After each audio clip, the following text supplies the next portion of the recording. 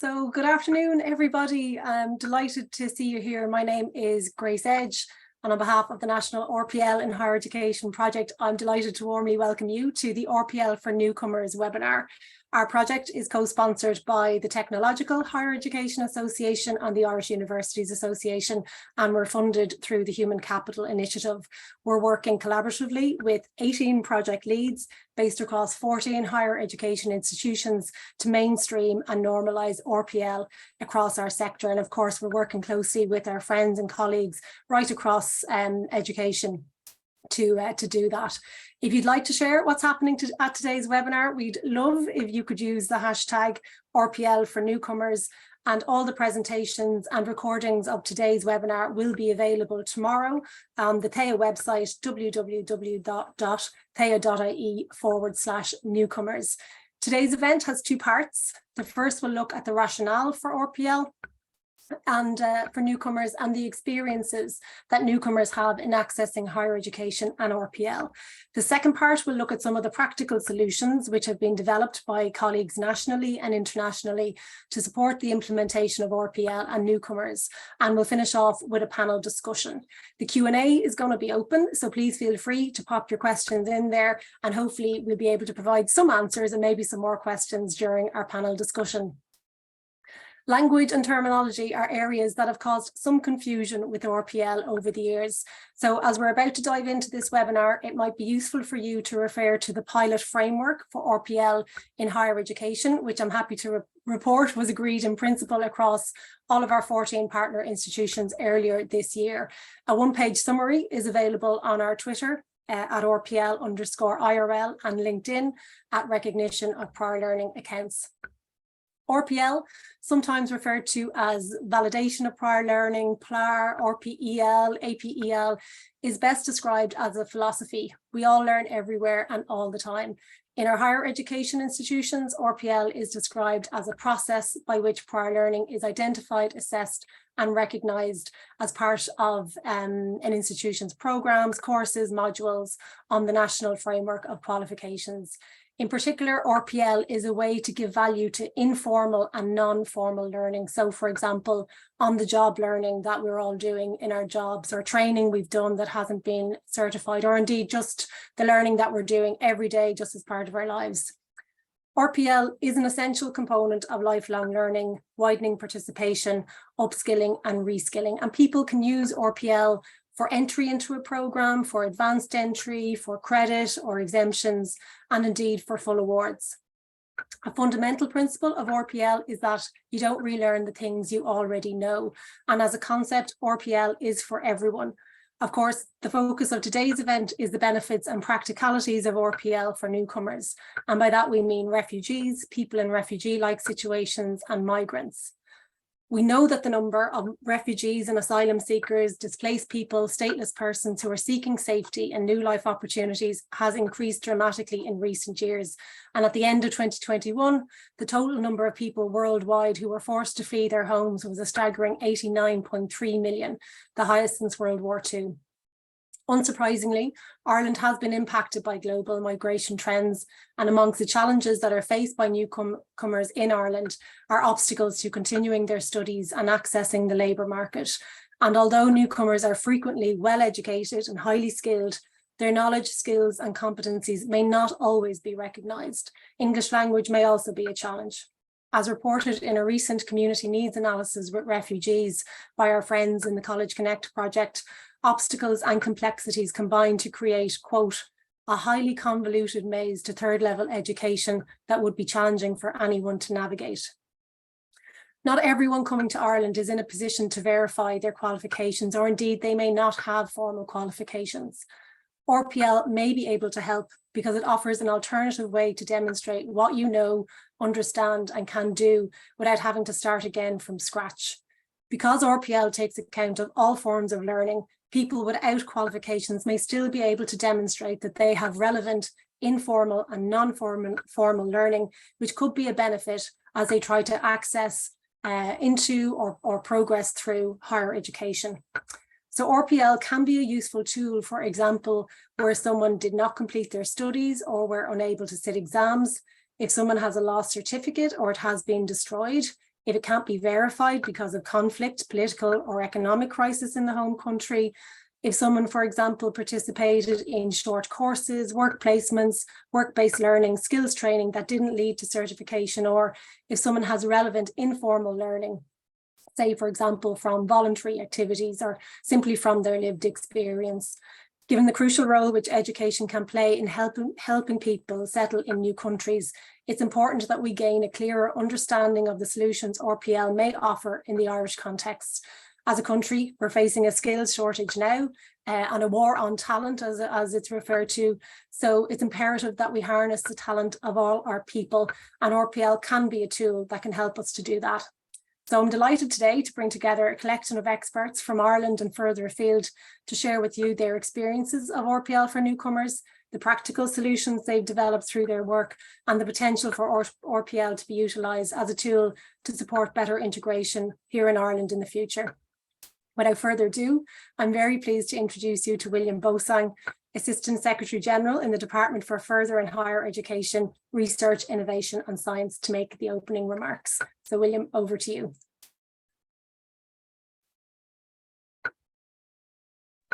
Thanks, Grace. And you've said a lot of what I was going to say, but a lot more succinctly. But I'm really delighted to have the opportunity to open today's event. And I'd like to extend a warm welcome to all of you from a rather cold Dublin today for the RPL for Newcomers and Higher Education webinar. As Grace was saying, we're bringing together experts. Grace has brought together experts on this topic from Ireland and abroad, drawing together knowledge and expertise gained through institutional good practice and international collaboration. And the theme of the webinar sheds, I think, an important light on one of the key aspects of RPL, which in all its aspects is a key strategic importance for us here in Ireland and elsewhere as an essential component of an accessible and flexible education system. As Grace has said, by strengthening lifelong learning, and we fall short here in Ireland of those economies we'd like to emulate, it can play a really important role in responding to priority skill needs arising in particular, let's say, talk about the 3 Ds of digitisation, decarbonisation, and demographic change. And of course, crucially, it can enhance social cohesion, including through its role in facilitating integration of refugees and migrants. So I'm Head of Skills Policy, Further Education and Training and Apprenticeship in the department with the very long name that Grace mentioned. The title is a bit of a mouthful, but it does capture the ambition that we have in the department, established two and a half years ago, to bring together in a single government department under a cabinet ministry responsibility for all of higher education research, further education and training, research and innovation. And that unity perspective has shaped our work and our priorities since we were established. And that was evidenced most recently, in fact, this day last week, when our Minister Simon Harris, launched a consultation report on the development of a unified tertiary education system for knowledge and skills. So that's bringing together all the disparate elements of higher education, further education, research, innovation, community education, apprenticeship, in a system that works better as a sort of a single entity, a seamless entity. And I think a lot of the characteristics of what we would see is a well-functioning unified tertiary education system shine with RPL objectives, including sort of ensuring diverse and aligned learning and development opportunities, creating pathways for students, learners and researchers, and developing the skills and qualification frameworks that align to our future needs in a world of work that's been transformed by technology. So the consultation process actually from the report that the consultation process reflected in the report the Minister released last week or launched last week, highlighted in particular that RPL systems, informal and non-formal learning, is a very positive development in the context of the development of a more unified tertiary system by enriching access, transfer and progression systems and opening up those important lifelong learning opportunities. So I really appreciate you all coming together this afternoon for this virtual event. We all lead busy lives as we get close to the holiday season. I'm sure for all of you, work responsibilities further intensify as we sprint to the end year finishing line. So your attendance today is a really important and valuable confirmation of the importance of RPL to the delivery of the objectives we have for our tertiary education systems. And I mean, it's a congested public policy space, and the urgent can often spread out the resources and time available for the important. So by convening this afternoon and maintaining beyond this afternoon's event a dialogue on RPL, it's really important, I think, in maximising the scope and really for realising the potential that RPL can deliver to learners across the whole of tertiary education. The project that Grace is leading, co-sponsored by the IUA and TIA, provides a really important backdrop to this webinar, and it was indeed highlighted. The RPL project was highlighted in our consultation report on a unified tertiary system because of its ambition to embed, streamline and promote RPL across HE and enhance the capacity of the HE system to actually do or practice RPL, and in doing so to increase those access and progression opportunities that we know our citizens and our learners require. So Grace has already mentioned the collaborative nature of the project. I think that's really important. It's funded by our Higher Education Authority, and it's part of an effort, it's a series of initiatives here in Ireland, really to demonstrate and unlock the substantial capacity that's there in higher education for innovation and agility. And I mean, I think that the vision for the project is one that we strongly share in the department as we look at our priorities, to see RPL as an integral part of the tertiary education system that's widely understood, celebrated and utilised as a flexible pathway to further learning, certification and professional development. And I should say, I mean, turning back the clock to when the Human Capital Initiative was first designed 3 or 4 years ago, I was looking at the documents that were prepared at that time, and in them it identified as an important target group for this kind of support and for this kind of project would be individuals with non-formal and informal, would be individuals for non-formal, to avail of non-formal and informal learning opportunities that hadn't received formal accreditation. So it's very heartening to see this aspiration from a couple of years ago for the development of a national framework for RPL, which indeed was a long-standing kind of unrealised education policy objective, now being responded to in such a positive, dynamic and collaborative way. And I think we're provided with really good opportunity, an excellent opportunity to make a breakthrough on RPL, because the project, and learning more about the project from engaging with Grace recently, I can see how it's building on an embedded experience and expertise that's in the system here in Ireland. And what we need to do really is to pull together, as Grace and our colleagues in the universities are doing, a robust model that we can see rolling out, not just in HE, but across all of tertiary education. And that can really drive the step change in lifelong learning that we, not just that we want, it's what we need. So there's a real kind of opportunity for us, I think, but it's a challenge for us as well to focus collectively on getting the message out that there are open doorways into and back into tertiary education that can be assessed on the basis of non-formal and informal learning. And it can help people to get qualifications quicker by ensuring they don't have to relearn things, as Grace said earlier, that they already know. So we're really in the business of getting the message out, of breaking down the boundaries between the workplace and the classroom, or the workshop, the training centre, and the lecture theatre. Because again, echoing Grace, we all know from our life experience that learning has no boundaries. So, I mean, in taking stock of where we are in Ireland, I mean, RPL is an embedded feature of our tertiary system, but only in particular institutions, I think, is our experience. So it's not mainstreamed in our system. So to use the phrase that the holy grail for us is the realization of the major benefits and impact of RPL by putting a national framework in place. And what's really, again, very positive is seeing the highly collaborative work that's underway, capturing the expertise, the long established expertise in some instances that's there that can contribute to developing a framework that has real impact and effectiveness. So we're really looking to capture and looking to the RPL project to capture the innovative capability, creativity, and agility of the whole of the tertiary system.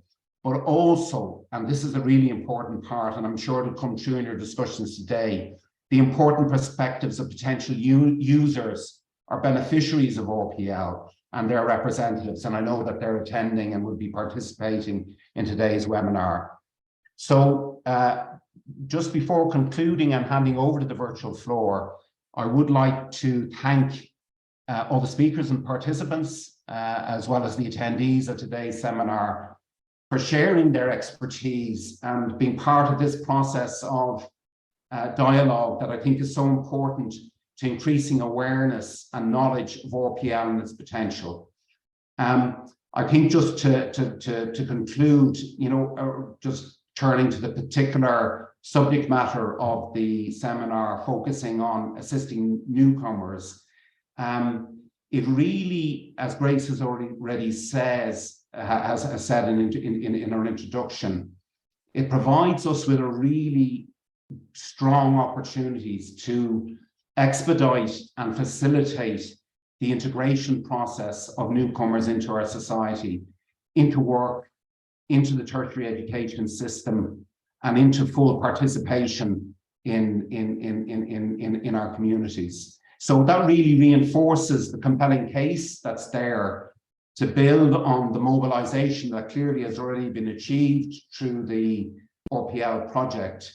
And I suppose it really calls out the need, and, you know, moving into 2023 and the future of the project to look to kind of intensify progress in delivering on a national framework, because I think it's a word that's used a lot and it can be overused, but I think it really has the potential to be transformative in breaking down those boundaries that sometimes or often constrain learning opportunities for people. So that's all I have to say. I very much hope you enjoy and derive benefit and inspiration from today's event. And from the department's perspective, we really look forward to your continued engagement with and contribution to our shared RPL journey in Ireland. But I know there's a lot of you on this webinar and participating from elsewhere. So it's a common effort, I think, as we, no matter what country we're in, we can see and we'll hear about the benefits that RPL can generate. So very many thanks.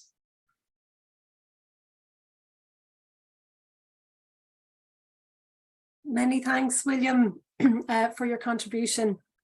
And so now we move into the webinar proper.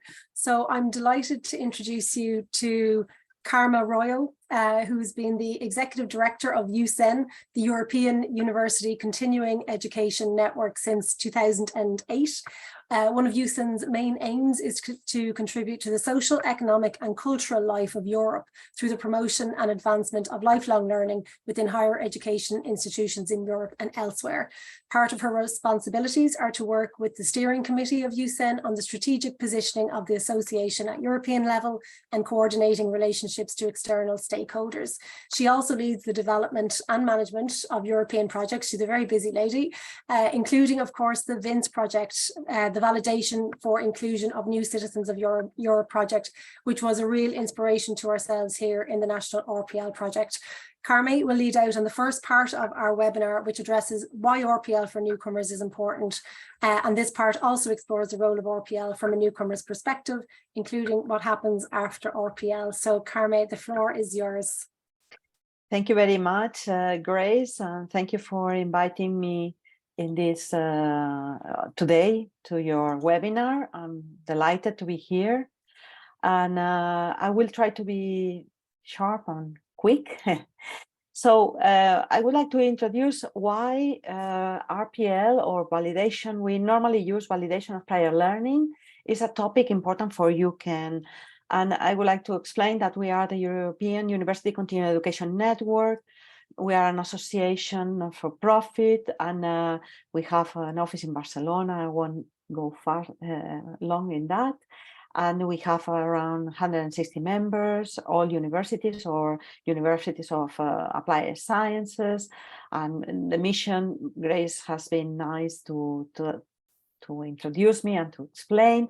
But what I think is important is that that I highlight that for EUCEN, lifelong learning at university level is the way universities have to make learning flexible.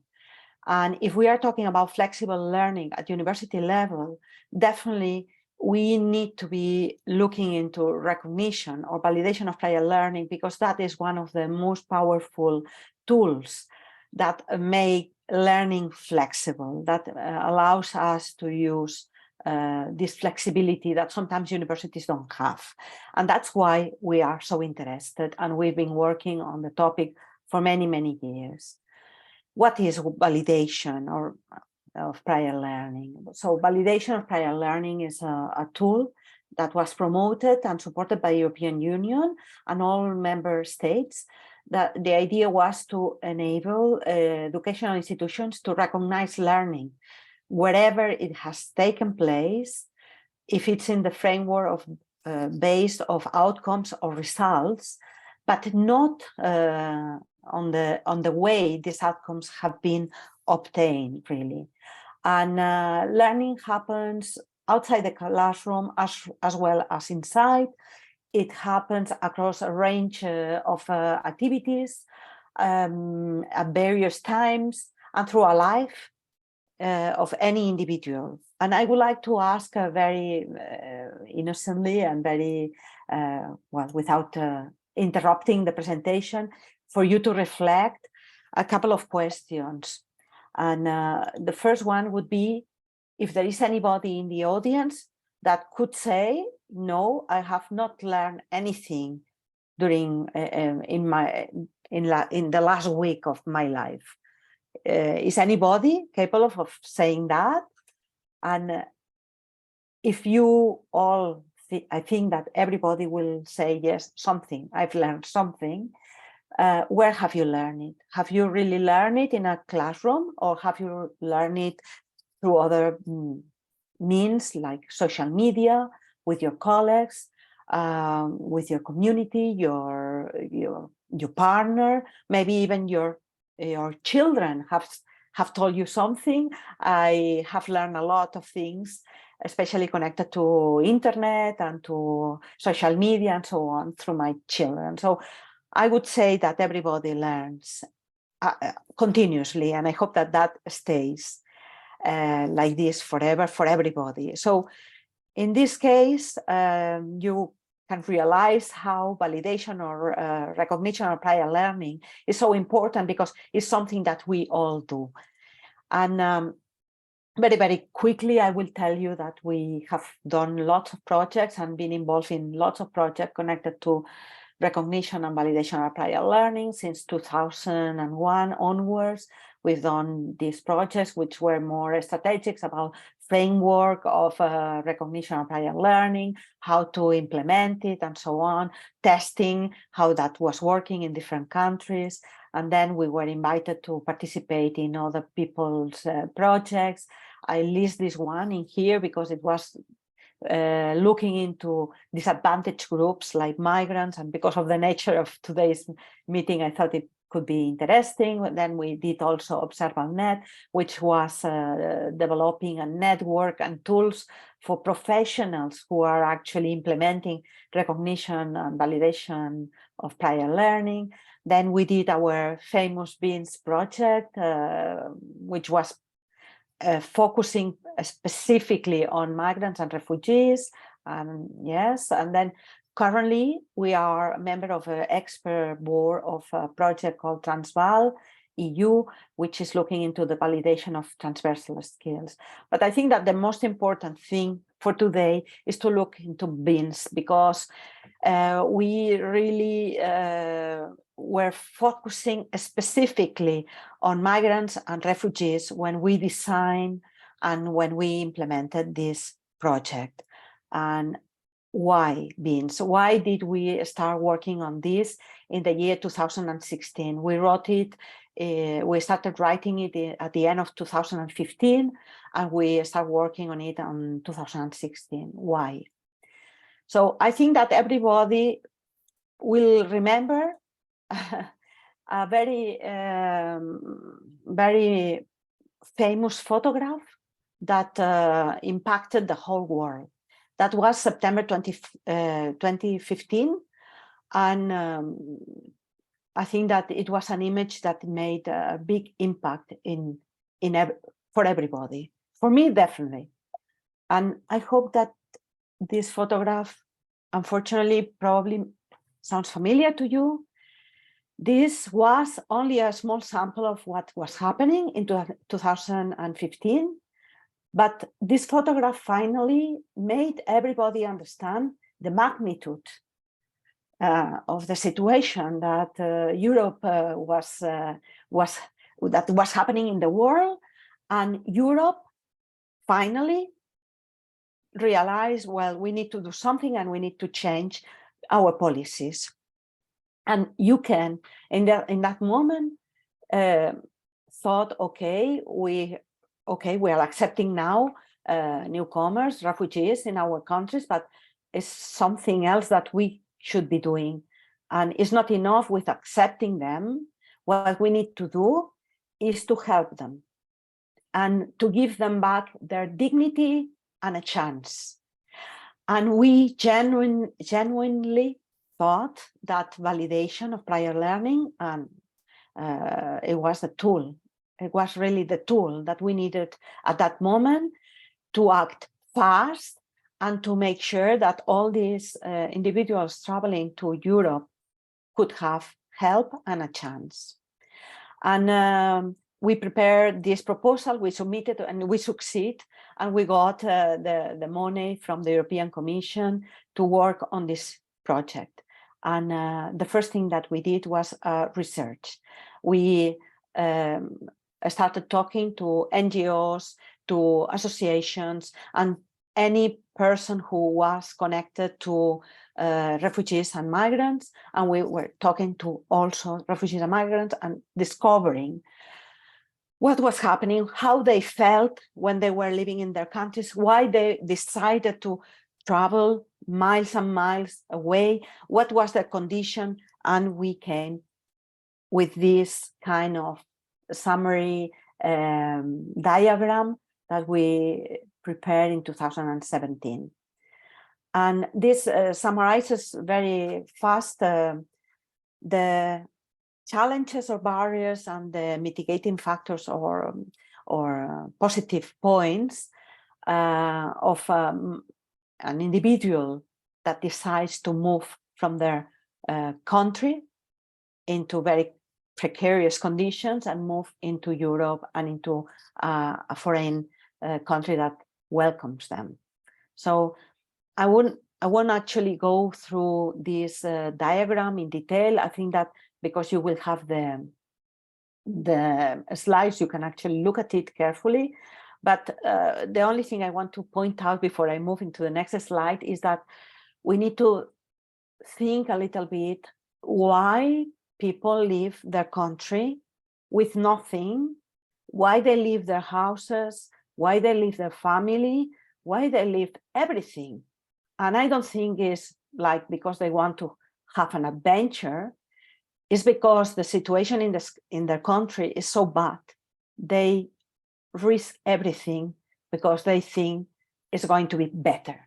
And then if they put that effort into doing this change in their life, I think that we also have some responsibility helping them. But the key points of the study I would like to highlight are in like two parts. The number of asylum seekers and migrants in Europe will never go down because unfortunately we have to be realistic. Now there was a war in Syria. Now there is a war in Ukraine, and who knows what it comes next. There are other wars that nobody talks about, but they are there. People want to leave their country. So I think that and also mobility is easier now that it was 50 or 100 years ago. So we need to consider that this is going to be happening and it's never going to stop. So we need to be prepared for what is coming, for when it comes. And then also another point that I want to highlight is legal barriers. We need to understand that people that migrate to Europe find all these problems at legal level in Europe, and then in the country where they land, and then also sometimes in the city or the region. So there are so many levels of restrictions and barriers that we need to, understand that maybe we should change. And then we also need to remember that people live without anything. Sometimes they leave all their documentation, and sometimes they take it, but they lose it in the way. So that is also a big challenge. And then language and culture crash. I mean, for us, they are so different, but for them, we are so different also. And that is a reality, and it's a challenge. So, and the last 2 points I wanted to highlight is that validation or recognition of formal, non-formal, and informal learning. It's really a tool that can help, especially when the documentation is missing and when you want to give a second chance to people.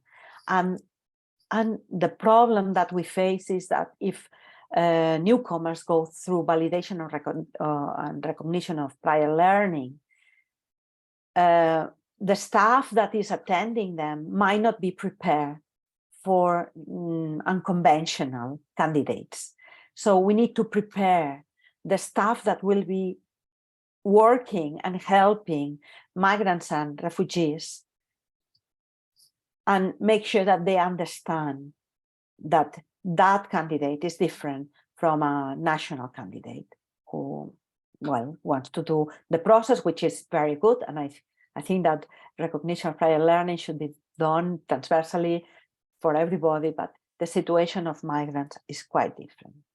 And I'm not going to talk anymore about our project beans or about EUCEN, because now I think that it's time to actually give the floor to a real case. And I'm really very, very happy to introduce a person that I've known for a few years now. She's been involved in beans, and she's been involved in other activities that EUCEN has organized. Her name is Waed Kuteifan. Sorry. Yes. For me, she's a real role model for today's conference, because she can actually explain first person how she went through all this process of changing countries and going through recognition of prior learning. And I would like to give the floor to Waed now. I'll stop my presentation. Hello, good afternoon, ladies and gentlemen. Waed Kuteifan. I would just want to thank everybody for inviting me and giving me this great opportunity to talk a little bit about my experience. And I'd like to share my PowerPoint first with you.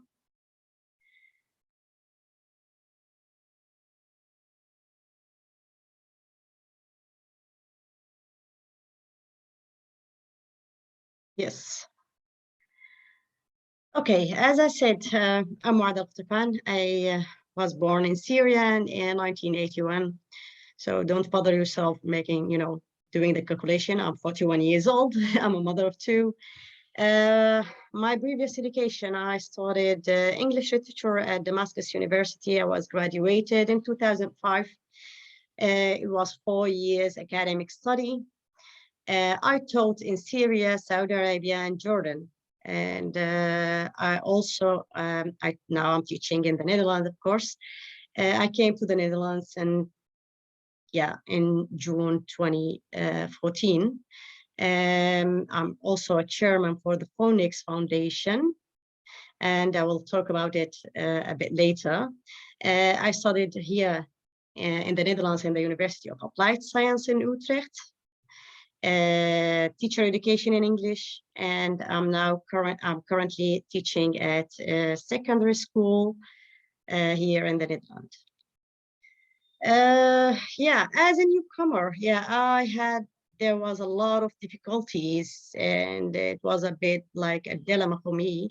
You know, these are familiar things that I think everybody, you know, knows knows the difficulties. You know, starting from the very beginning, the language, the study, work, understanding the education system in the Netherlands or elsewhere. All these are difficulties that everybody might face at their journey, you know, when they just move to another country. The help that I've got here in the Netherlands was during the first like 6 months or so by the Dutch Council for Refugees, the Foundation for Refugee Students, and Municipality of Ede, and the Christian University in Ede, and the University of Applied Science. This was the help, but was it efficient? Well, it was not efficient because of many reasons. Because of, for example, newcomers don't know where to start. They don't know what to do. They don't have any opportunity to know all these organizations. The Dutch Council for Refugees doesn't have specialized team, which is very important to point out here. Municipalities, they lack for professional help. They need to have, you know, a specialized team. They want us to work as soon as possible. Okay, this is a great idea, but how? Just put me on the way. Just give me this clear to just follow. Universities also, you know, they provide information for the people who are already signed in, enrolled by them. So you get the information, but when you are already signed in, so we already know those information. We knew where to go at the first point. Now I want to talk more about my private experience. You know, when I came here to the Netherlands, the first thing I was asked to do is to learn the language. I agree, I have to learn the language, but I couldn't start, you know, I couldn't start anything before learning the language. But the problems that I faced, that, for example, no professional help there in this field. I mean, we followed courses which are like 5 to 6 hours per week, including like vacations and other, you know, 3 days or something like that. It was totally not enough. And in these classes, you know, in these classrooms, there were like groups of people with different levels.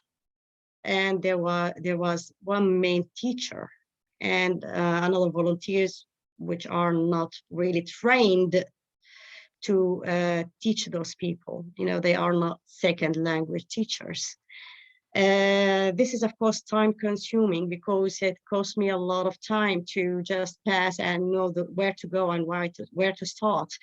I remember when I asked them here, they gave me a choice. You can go to this school or that school. I asked them, okay, what's the difference? Let me know.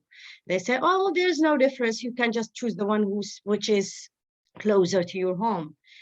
I did, and unfortunately, I didn't know that there are other schools which provide more professional courses, which were, I think, should have been, you know, followed. Well, therefore, I tried to, you know, start my journey and search for everything by myself. I followed the orientation programs. I went there and there to know more about the country, about the education system, about everything. I went to schools. I visited schools. I wanted to know, as a teacher, I want to know how and where to begin. Finally, I found the suitable education, but I have to do validation. I have to, evaluate my certificates. Well, theoretically, as I mentioned earlier, my education was 4 years academic education. And here it was that evaluated to 2 out of 3 years university. This was shocking. And but I mean, this is theoretically, it's not like a final validation. And here you can, as you can see by the notes, they said it has been based because I lack, the transcripts of this course. Well, I had the course description, I had a diploma, the certificate.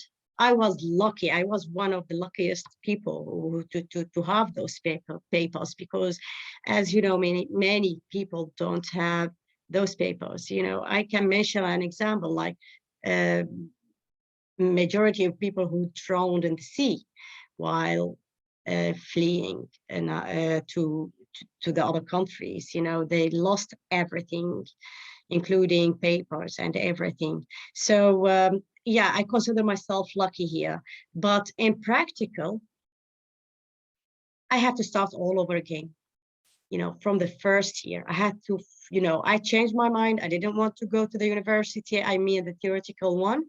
So I decided to follow the University of Applied Science, because what I believe then, that I need experience. I don't need information. I don't need education. I need experience. So I thought that was the best,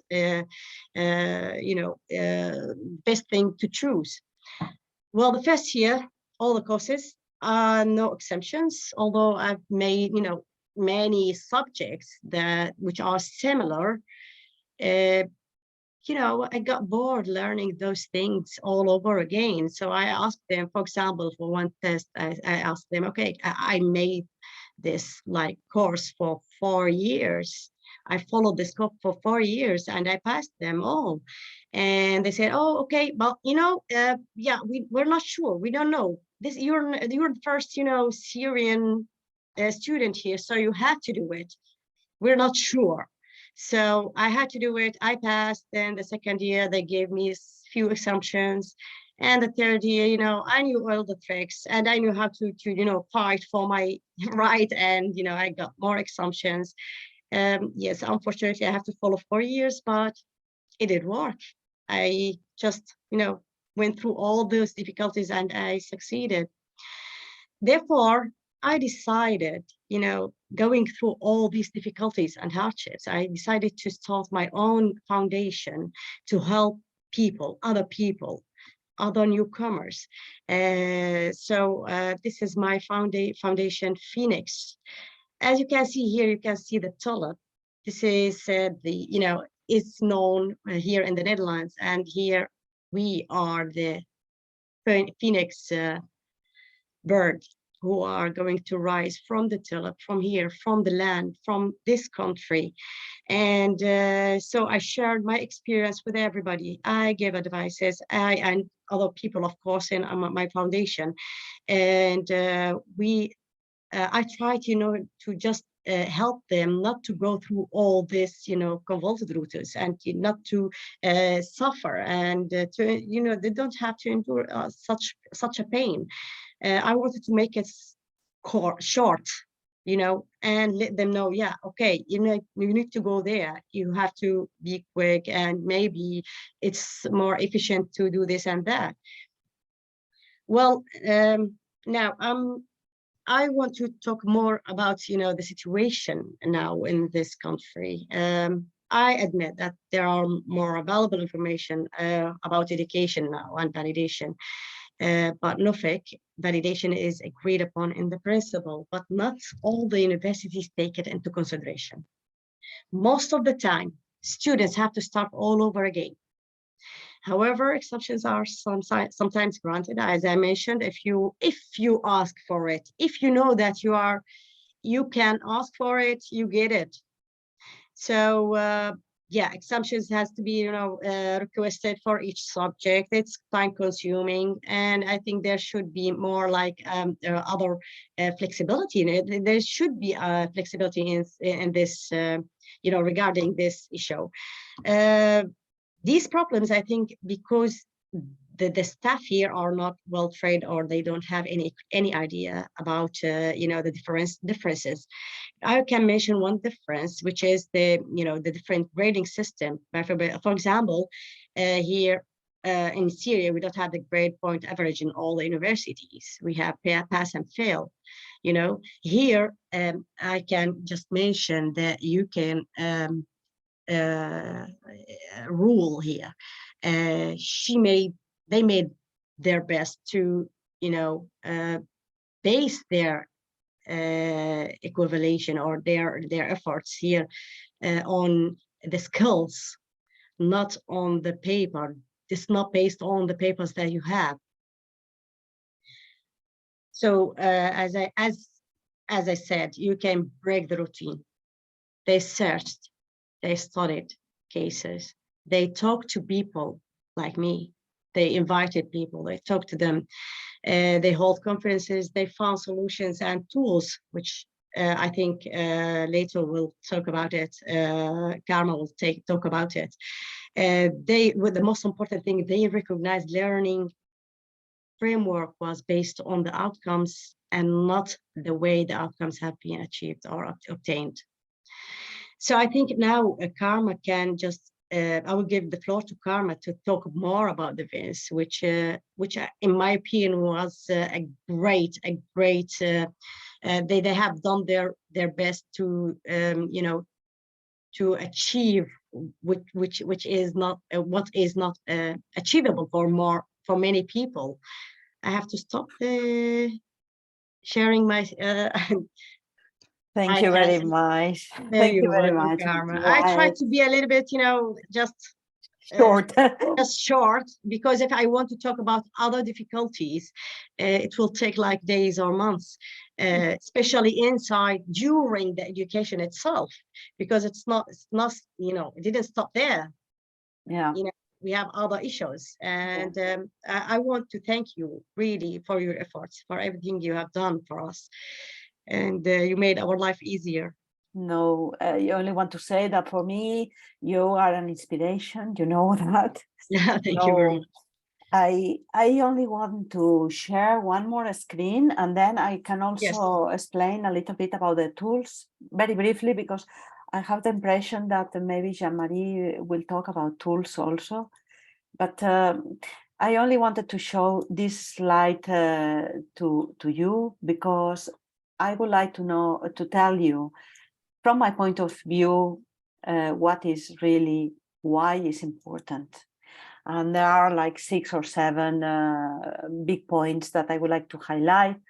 I think that validation is definitely a very powerful tool for social inclusion and recognition of the talent and capabilities of people. We all have talent somewhere and capabilities, and is the way of making that, making it visible, and it doesn't matter the origin of the person or the candidate, because what is important is what they know, and it doesn't matter where they've learned it. So it's an individualized process. And when we are talking about people who come from traumatized situations, this individualized, and also barriers like language, individualized processes are really very effective. And you can listen to the candidates and they can understand you better. And the process is slower to adapt it to these challenges. And it gives opportunities to individuals to validate their knowledge, to obtain a qualification, and very important for me, I think this is very important, it restores their pride and self-esteem. And I think that this is the basis for people to be able to recompose themselves and return to society what the society has given to them. So this is so crucial and so important. And validation of prior learning, recognition of prior learning, values knowledge, and gives another chance to individuals. And I think that's why it's so very important for refugees, for migrants, and I don't think I have to say anything else. I hope that everybody understands what I'm trying to say and how important this is. And in the case that there is anybody who is interested to use the BINS tools, I can tell you that we developed 5 different types of guides. We have a compendium of 68 different case studies. We develop a training course for validation professionals. We develop also a set of policy recommendations for policy makers, highlighting the challenges and the importance to push for recognition of higher learning and to give this opportunity to people. We also have country profiles in case you want to benchmark your country against other countries. And I think that's the most important tools that we developed. And I don't know if I would like to make a quick question to Waed. I don't know if you would like to tell me what you think. I wonder if you could tell us what you think that countries like Ireland could do in order to make recognition of prior learning a reality that helps really newcomers. Well, I can mention 2 things actually. Be flexible. Don't stick to the routine. You're not obliged to follow the 1, 2, 3, 4, 5. And I think the most important thing, the second thing, is that what you have done in your project, the tools that you have invited, is a perfect example. You know why? Because it's practical. You talk to those people. I've heard a lot about, conferences and other, they talk about how can we find solution for this and that, and no one was invited. No one from those people was invited there. They discuss things, for us. And we're not there. So I think, I think your experience is such a great model, it's shortly, this is the perfect thing, to do, just to break the routine and, be flexible, be more flexible. And I just want to mention one last thing is you mentioned something about the pride and self-esteem. And this is something I faced here. Don't give up, because I've heard a lot of things from people such as like, you're not qualified. You cannot do it. We don't need teachers here. Our teachers are enough. So don't give up. Maybe I missed the last, slide, but I want to share it with you. I need to share it with you because this represents me at the end of this route. This is me, getting to the end. I was able to get to the end. So this is, don't give up. Do several times if needed. We can do a lot. Now I'm doing my second education. I'm now, training to be driving.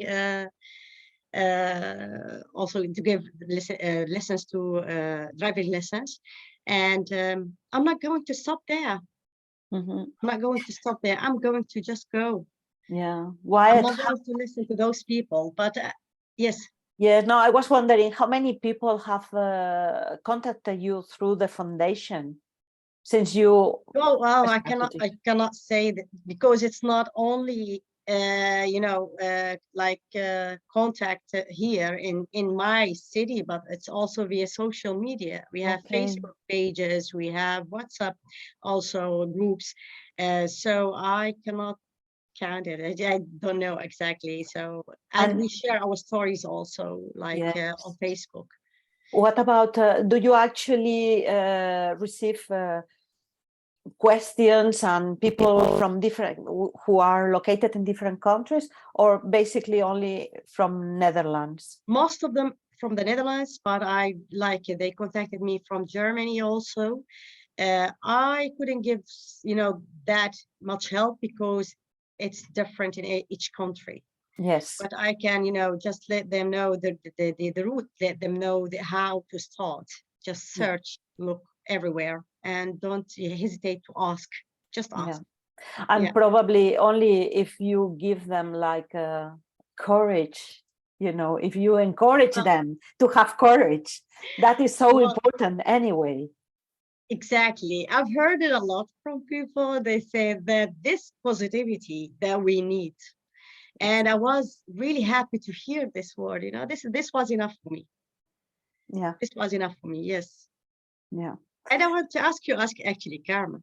Yes. Was it difficult to go and talk to those people? How did you find them? How did you just, decide where did you start actually? Because we actually had a very good partnership with people who were already connected to NGOs and with people who was working already with migrants and refugees. And that was a very important starting point for the project. We had like 4 partners who were directly dialoguing with migrants. And, I think that is the difference. You can talk about migrants when you've talked to migrants. Exactly. This Not is the before. Point. Exactly. I'm a different person. Okay. I know. And, just bring it, as you said, talk to them to know what do they need. Yes. So and see to understand. their skills also, the skills. Yes, and also to understand, because I have the impression that people think, oh my God, yes, people that come from abroad, but they don't actually we don't realize what it is. We don't fully understand it. Exactly. This is why in my foundation, I made a lot of, projects to, we met people, we made like projects, we sat together to eat together with other people here in the Netherlands, and we talk about ourselves. We let them know, why did we come? I was happy in my country. I was already a teacher, starting my life like, with my home, in my home, with my kids, with everything. Then out of the blue, then you just see yourself without anything, and you have to start from zero. Of course, we're not happy to just go through all of those things. Of course not. I would rather stay there. I would rather stay there with all my family, with my parents, which I barely see. I just talk to them, via social media, also via the messenger or something. But we miss all these warm things. Yeah. But we will do our best to, we have to participate also in these communities. They helped us, and we have to, give back. Yes, I totally agree. And I think that I hope that what we have explained today, it's helpful for the Irish community to understand and to see the perspective that I feel very lucky to have had the opportunity to know a reality that I didn't know. So I feel so grateful. I don't know, Grace will tell us if we have still some time or if it's fine. You've got about 1 minute left, Carme. I was about to just on screen. Yeah. I don't know if you have a question now. Maybe, Grace. Yes. A question for Waed. Yes. If you can, like, one tip that you would give the Irish higher education sector, the staff, I mean, the Learn. academic staff, the administrative Learn. staff, one tip, Yeah. top tip for them Learn. in thinking Learn about and this prepare topic. people to be, let them learn other cultures, learn and search, make like, you might, ask those people to make like a sort of coalition, if I can just name it like that.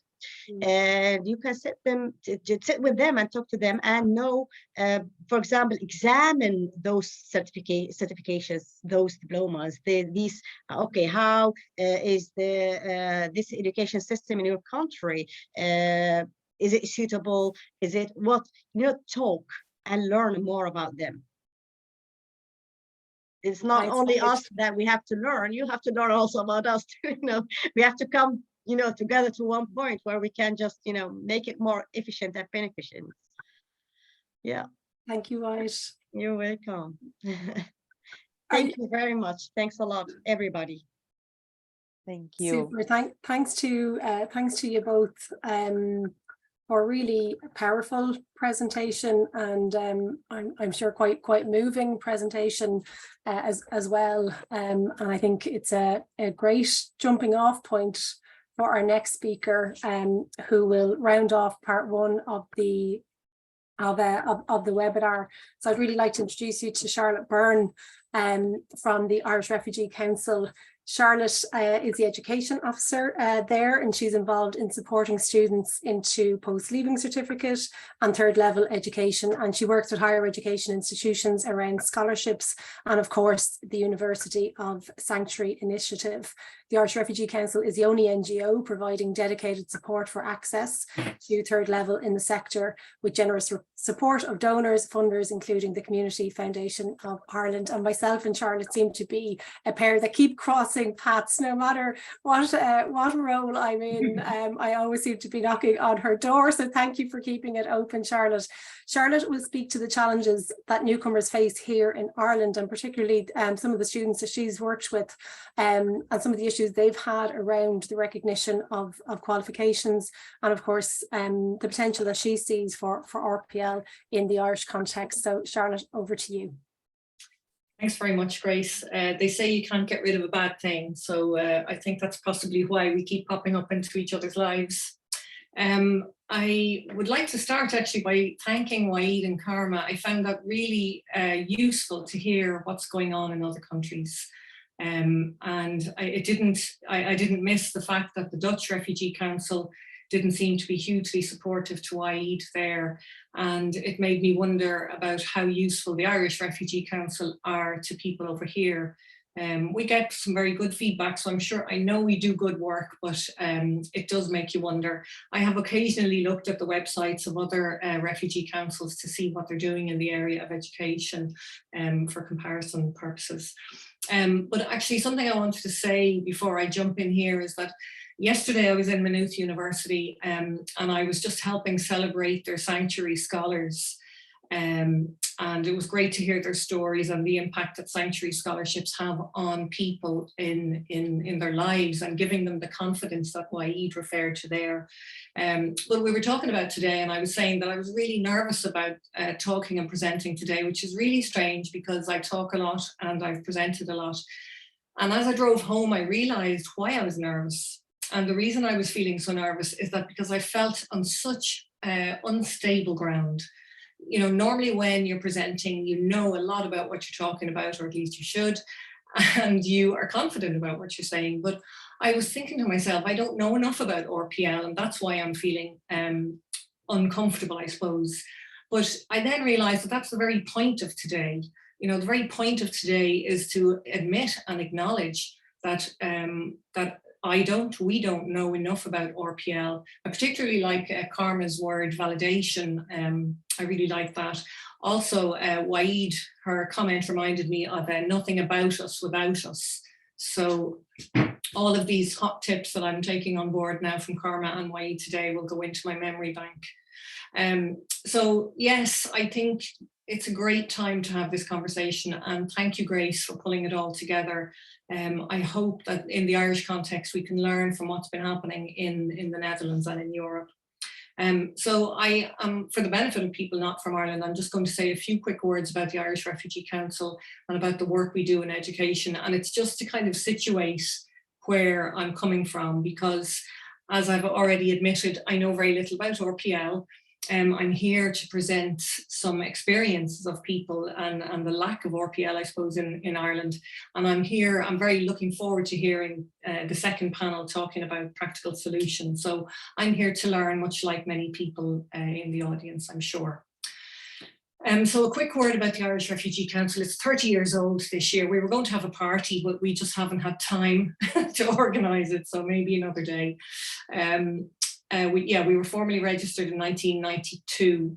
And interesting, this might seem irrelevant, but it's not really. Interestingly enough, Ireland signed the 1951 Refugee Convention in 1956, but it took 40 years before we had an act, the Refugee Act 1996. So we had some legal framework. And then it was in 2015 that the new act, the International Protection Act, came into being. And the reason why that's really important from an education perspective is that prior to the 2015 Act, you might be aware that some people were in the protection system in Ireland for 6, 8, 10 years because they were going around this loop of, applying for refugee status and being refused and appealing and round and round and round. And the 2015 Act really did a lot to tidy that up. So that's been very helpful to people, although it's still way too long, I suppose. And for most of its existence, the IRC really focused on the legal side of things. So they had a law centre, they still do, independent law centre, we still do, I should say. And a drop-in centre. Drop-in centres for people to call in and ask about anything. But in the last 5 or 6 years, we have expanded to include support for youth work, education, housing, resettlement, and so on. I won't read everything there. But education, so education is where I come into it. And I kind of accidentally came into the Irish Refugee Council, to be honest. I volunteered to manage this little project in 2015, and I just didn't leave. I suppose, it won my heart, and I was just coming out of education myself as a mature student. And so it's really close to my heart. Lifelong learning, mature students is really important to me. And also young students coming here, not knowing the system. In fact, anybody of any age, really. And the people that come to me mostly are anywhere between 18 and 60. That's the age range of people who we've been supporting in this year. So we do things like we provide funding for education because we don't get any government support for that. It's from public donation and so on. We produce a booklet that I'll point you to later on because that could be useful for any student you're working with. We provide advice, information and referral. This reminds me of what Waed said, we do provide training for people in universities, for adult education guidance counsellors, for people who work in colleges. So we're basically trying to train the people who help the newcomers. That's what we try to do as well. And we also provide online information sessions for the newcomers themselves. The issue here is that we're the only NGO in the country that provides dedicated education support. As I said, it initially started off as a little pet project. Now, between myself and my colleague Rosemary Cunani, we have 5 days to give to it. It's not enough. I think we could easily have another full-time person, to be honest, and we would still be exceptionally busy. We took part last year, we supported the research that Grace mentioned with College Connect. It was peer-to-peer research, and that was all about barriers to education in Ireland. And the thing that made the data in that so rich was that it was peer-to-peer research. So people who've been through or are in the system were researching people who are in or been through the system. And so the data in that was really important. I'll point you to where to find that later on as well. So something else we do then is we advocate for the removal of barriers to education, both within government and universities. And I should say that, prior to 2018 in this country, a newcomer, a person seeking protection, couldn't work. There were very few sanctuary scholarships in the universities. There was very little state support as well for funding for education. But that has all really changed a lot in the last few years. I'll give a little shout out to Simon Harris. He has been so supportive in this area. The state funding has been widened to include protection applicants who've come through further education, which is amazing. It includes postgrad now, and so on. I could go on. But the bottom line is we never have enough time. And while we always have a list of barriers that we're trying to work our way through, prior learning and actually English language are two areas that we never have enough time for. And I think if I could employ somebody else, I would have them focus on those two areas specifically. And this is despite the very good work that's been done by NARIC and EUCEN providers all around the country. So a quick word about delays in the process. I mentioned earlier that some people were in this process for 6, 8, 10 years, and it has got much better, but it's still, the median waiting time is still 26 months from the time you submit your application to the time that you get an answer. Now, at least at the moment, people can work and they can access education. It is, possible to access education, but it's still a very long time.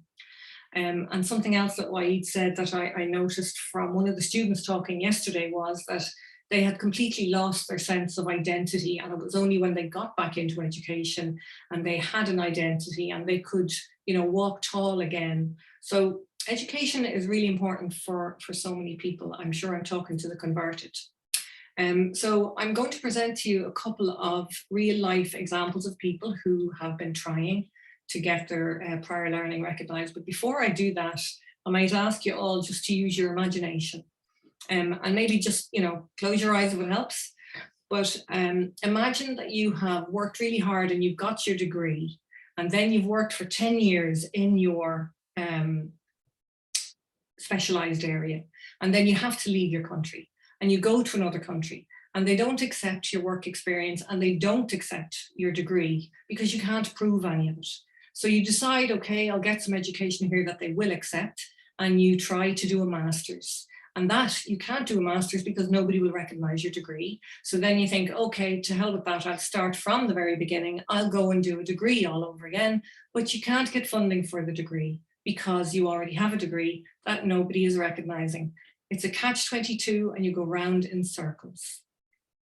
So 2 real life examples of people that I've come across in the last few years. One is this person who had done 5 years veterinary medicine in their own country. They just needed 1 year practical internship to complete their degree, but they were unable to do that. 1 minute there, Charlotte. Thanks, Grace. They were unable to do that. They couldn't actually have the degree that they had to pretty much complete recognised here. They tried lots of things. They tried to do a postgrad, they tried to do an access program. It didn't work. And essentially, I contacted this guy a few days ago just to see where he was at. And he's been working in dairy farms just to keep close to animals and the whole world of veterinary. Now, he has subsequently got permission to remain, but he's 4 years in the country and he still hasn't got back on track to where he was when he left his own country. Second example is a guy who has a degree from South Africa. This man is in his early 50s, lots of experience, again, trying to get a job, trying to get his previous education recognised is proving wildly difficult. So I will just point you to 2 documents before I leave. One is this community needs analysis that I mentioned earlier on that College Connect undertook last year. The peer-to-peer research. It was written by Dr. Sarah Sartori and Lillian Nwanze. And interestingly, 40% of the people who took part in this research had qualifications, university qualifications when they came to Ireland, but less than 22% of them managed to have that actually recognised. So this is the URL if anybody wants to go and have a look at that. And the last document I'll point you to is a guide that we produce ourselves. It's on our website, Irish Refugee Council /education. This is a guide that we produce and we update every spring for the academic year that's about to follow. So that is a whistle-stop tour through education and the lack of recognition, I suppose, that we would experience. And in fact, if I just finish on one little statistic, and that is we have a Facebook page with almost 900 people on it. And when Grace asked me a month ago to come and join this webinar today, I asked in this group if people could give me examples of prior learning that they had validated, and I got none. The only answers I got were problems, you know, where they've struggled to have it, you know. So it's so needed, Grace, and it's so great that you're doing this today. So thank you very much. Thanks a million, Charlotte. And I think those two cases, the two people that you spoke about there at the end, those case studies really highlight the issues. And I think RPL probably just is generally quite unknown. And I think that really comes out maybe through the work that you're doing, that those letters maybe are just something that people have not heard. So part of our work in the national project is definitely raising the awareness around RPL, and then obviously helping enhance the capacity of the sector, because there's brilliant work going on here in Ireland, you know, enhancing that capacity to do more of it, and in such a way that we're thinking about it from a range of different, you know, users, if you like people coming from all different backgrounds and places. So Charlotte, many thanks to you. And with that, we'll begin part 2 of today's webinar, which is very much looking at practical solutions and what, you know, has been tried and tested and the learnings from that. And so I'm really delighted to introduce you to Deirdre Goggin, who is the RPL and Work-Based Learning Officer in MTU Cork in the extended campus there. Deirdre has been working in higher education since 2000 in a lecturing, research and development capacity, and has been actively involved in the area of RPL policy, process, procedure and professional development since 2003 at an institutional, national and European level. She was one of the instigators of the Irish RPL Practitioner Network with Andrina Wafer, who's here today as well, and Dr. Josephine Finn, who's part of our steering group formerly of Maynooth University. She's currently MTU's project lead for the national project in RPL, and her presentation will centre on key learnings and outcomes from the VISCA project and institutional practice in MTU. VISCA was an Erasmus Plus K3 policy experimentation project that ran from April 2017 to April 2020. It involved 4 partner countries and was led by Skills Norway. The aim of the project was to make adult learning more visible and focused on the needs of migrants, refugees and the low skilled. So Deirdre, over to you. Thank you. Thank you very much, Grace.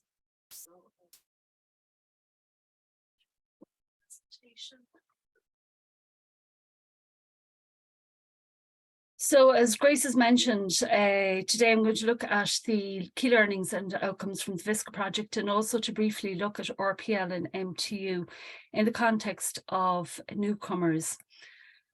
So Grace gave a very brief synopsis there of the project aim of VISCA. So it was to address the European policy priority of diminishing skills mismatch by making the knowledge, skill and competence of low qualified adults, migrants, asylum seekers and refugees more visible, with the aim to enhance their employability, to improve their access to education and training offerings, and to support active engagement in society in 4 partner countries, which were Norway, Iceland, Belgium, Flanders and Ireland. The role of MTU within the VISCA project was the research and evaluation partner, and nationally it involved engagement with QQI and earlier on in the project, ETBI. So those aims and how they were to be addressed were through 5 interventions, and these are summarised as follows. The development of regional and national networks and partnerships to support validation or recognition of prior learning, to look at tools to capture the prior learning, specifically the informal and non-formal learning of the beneficiary groups, to look at transversal skills as they were identified as key enablers for people to get access to employment and also further education within the different partner countries, to look at the training capacity building for guidance counsellors and other frontline staff to support validation, and finally to create that awareness of validation services in RPL amongst the specific beneficiary groups. So the field trials that took place in 3 of the partner countries involved 350 individuals, and you can see the breakdown here. I'm sure this this presentation will be available after the webinar. But there was different focuses, I suppose, within each of the partner countries, depending on who they saw would benefit from validation. So Norway focused on refugees, Iceland on Polish migrants, and then with Belgium, Flanders, they looked at the low-skilled or low-qualified adults. So the validation process within VISCA, it was designed to address the stages of validation as outlined in the EU Council recommendation of 2012. So the identification, documentation, assessment and certification of prior learning. It also placed the learner at the centre. It looked at focusing on employment and education opportunities and empowering the candidate. And we've heard that numerous times this afternoon. Also the autonomy of individuals to determine their next steps and what they would be interested in pursuing for themselves. And the final goal or outcome was to look at enabling candidates to understand the national context of education, employment, and society where necessary, so that they would be embedded within the new cultural societies that they found themselves located within. The key findings of the VISCA project, and I think these are very interesting in terms of highlighting maybe the challenges of validation within different national contexts. The first is in relation to broad considerations around validation, and that validation in itself is not a solution. You also have to give due consideration to pre and post validation services. So preparing the individual to be able to engage with validation, and then also to support them post-validation in identifying suitable pathways and opportunities once they have that formal recognition of their prior learning.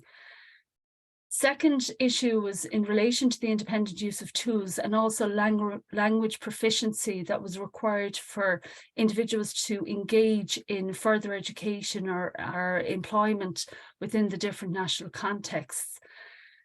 The third point in relation to managing expectations on what was feasible and reasonable, and this relates to the purpose of validation and what validation or recognition of prior learning enables an individual to do, that it's the starting point and that there are further steps and the likelihood of further steps being required and what they are, and also depending on the different national contexts, that wasn't always straightforward or clear from the outset for the individual. Documentation and assessment of transversal skills require additional skill sets of a candidate, and especially when their first language isn't that of the country that they now reside in. Being able to reflect and identify and separate the acquisition of the learning from the context in which it was acquired and transfer it into another environment is very challenging for everyone.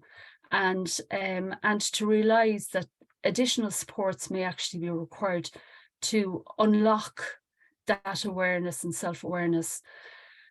Guidance and frontline staff had to be enabled as to how to support the learner. It may be a learner group that they weren't familiar with or didn't know how to engage most effectively with, and they had to be supported to actually to know what was the best way to proceed. How can they encourage? How can they, what kind of supports as well can they provide? Finally, in terms of training and capacity building, it was very much context specific and influenced by the different national contexts. There was some training in some jurisdictions, so it wasn't one size fits all. The VISCA project highlighted the importance of early intervention, engaging with people as they arrived within countries, getting them, to embed within the culture, familiarising them with the opportunities that were there. In terms of language proficiency as well, enabling them to be able to engage with the language that they will be required maybe within the workplace or within further education.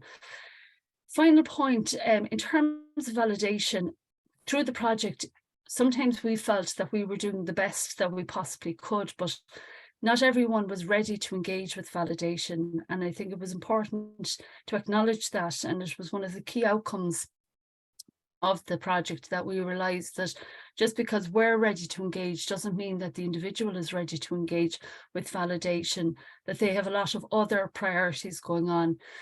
Validation is an individual process. The importance and significance of familiarity with national systems, the purpose of validation. And finally, I think validation very much tests our rigid systems. And that was one of the learnings for us through the VISCA project. Candidates through VISCA, they highlighted the importance of information support and also collaborative system, that one part of education and training isn't sufficient to work, that you have to have all of the different key players, policymakers, those who have influence on how systems are actually, how they work, how they're structured. You have to have the input and the voice of all of those at the table in order to develop an effective system that can respond to the needs of newcomers. In total, 1,425 validation applications were submitted through VISCA, and it also enhanced that self-awareness and empowerment of the individual that Carme would have spoken about earlier, emerged through the project. So that was a positive outcome.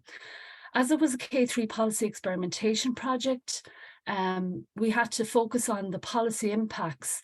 And you can see here a list of the laws and regulations, etc., that had been identified through the project as requiring amendment because they were designed for a different cohort of learners or a different citizen group.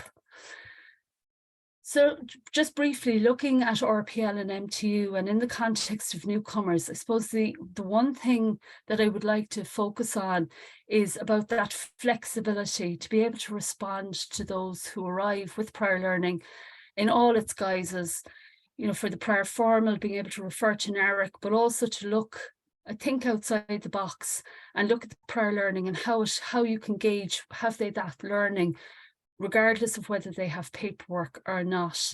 In MTU, all learners are considered within the system. All learning is considered within the system.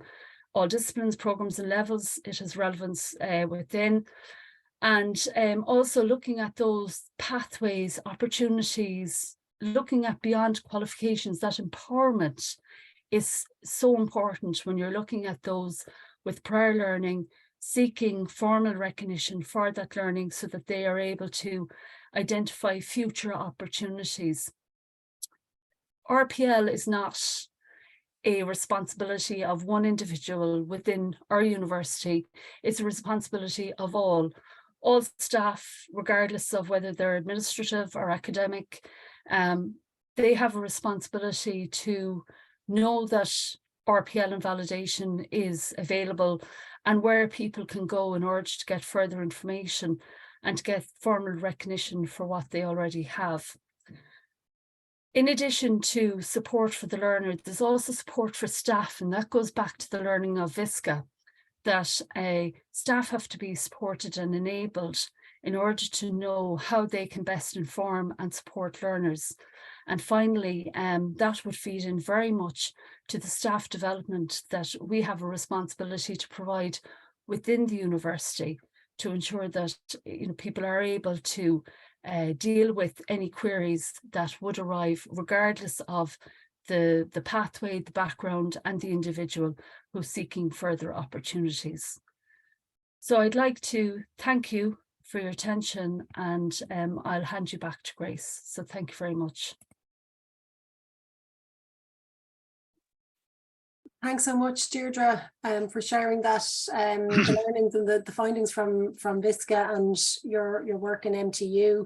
I think the word that most kind of stood out for me there was empowerment, and thinking about what happens after the RPL, what happens after the recognition, and building that into the recognition process so that it's a genuine stepping stone to meaningful opportunities, rather than perhaps cul-de-sacs. So with that, on to our next speaker, I am delighted to introduce to you Jean-Marie Vlock.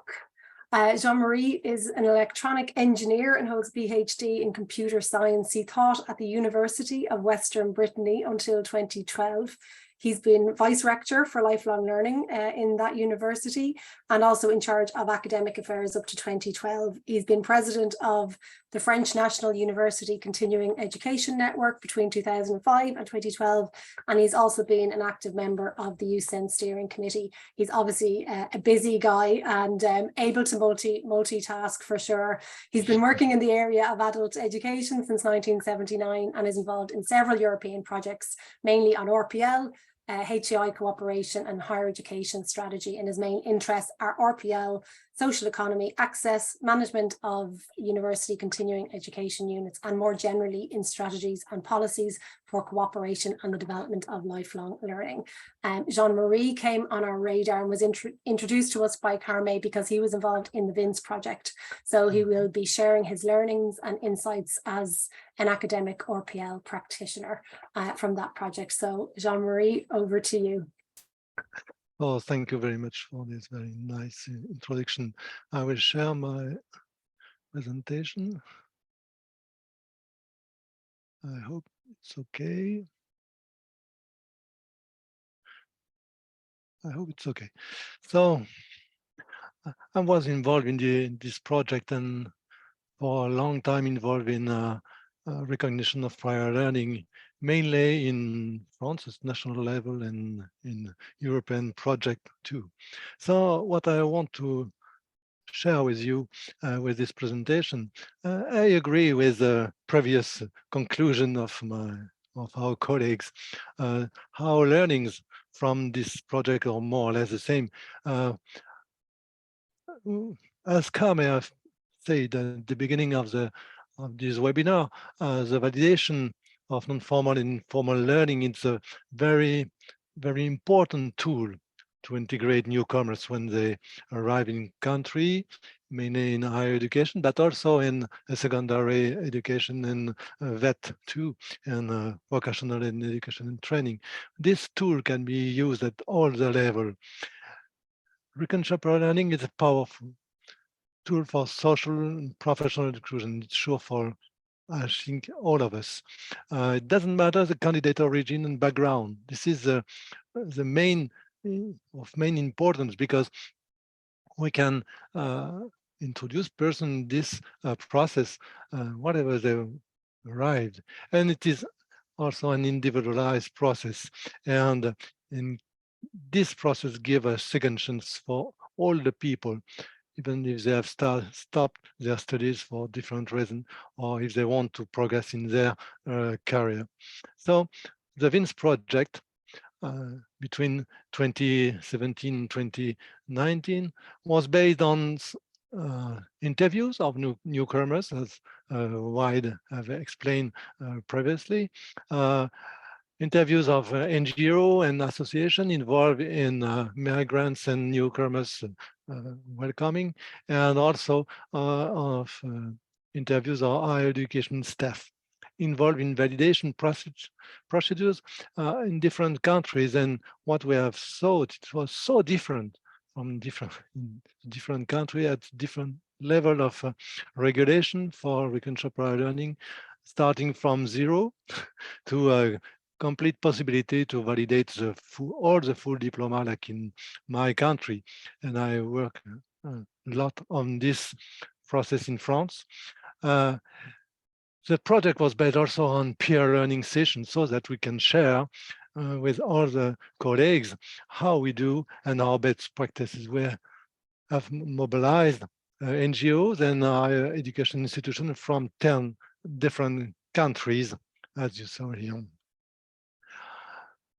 The main outcomes have been a shared knowledge based on good practices, extract from all the interviews we have had. It's a long process of kind of applied research somewhere, and collaborative production of guidelines, multilingual guidelines you can find on the website, which is still online. And also policy recommendation for different level, even for policy makers, for staff of university, and also to address newcomers. We have three main observations who have emerged from this project. The first one, which is very evident, is universities are not so open, mainly for non-standard audiences. It's not natural for us, and it's not natural for academics mainly, even if staff or governance of higher education institution are open to accept this kind of regulation.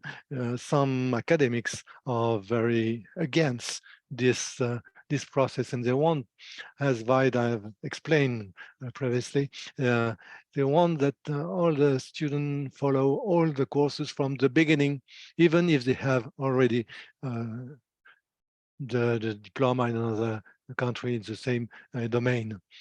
And for migrants also, there is always a dilemma between finding a job quickly, because they have to survive and to live in their new countries. They have to eat and to find a home, and getting the skills recognized so that they could have a better position. And also what we have observed, that there is sometimes and mainly a difference of validation model between non-governmental organization, or focusing more on skills and competencies to find a job quickly, and higher education institution or more focused on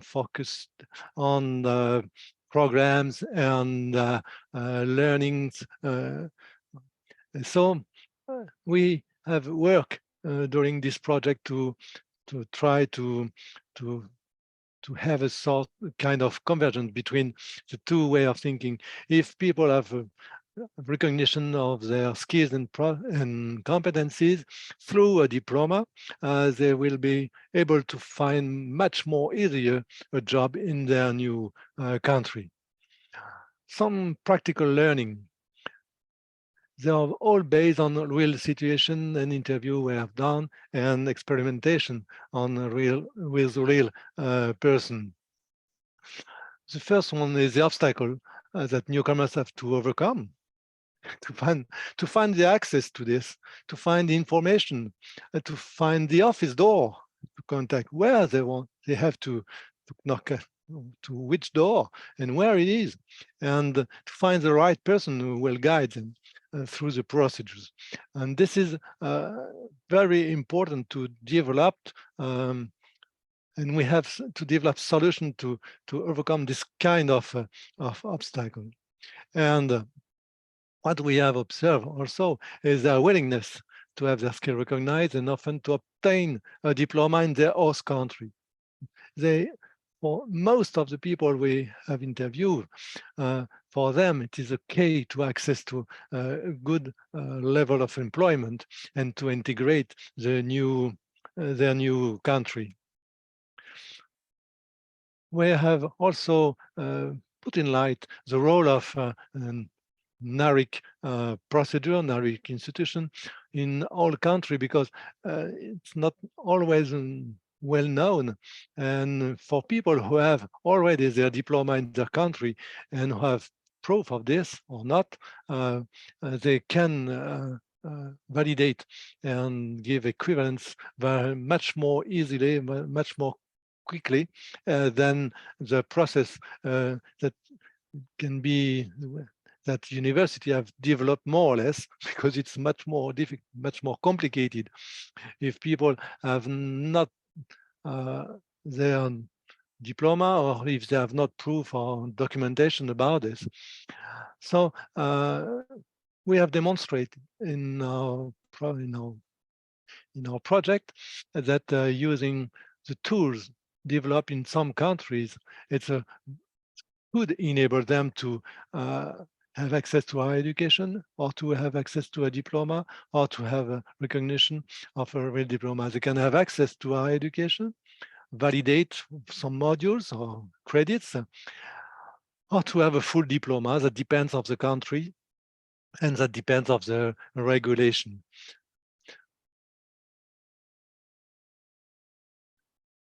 We have to take into account the constraints, which are exacerbated by the reality of migrants, the lack of documentation, the problem of language and cultural barriers, as I said before, and the question of money too. We have shown that for many, in many situations, it is difficult for migrants to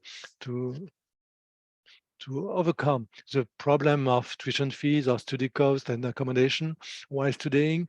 All this is the question of money is also important, and in some cases much more important than the recognition prior learning process himself. And we have to take some kind of holistic view of the person when she arrived, and the higher education institution have to to be involved in networks that can help the people, for the candidate in all their dimension.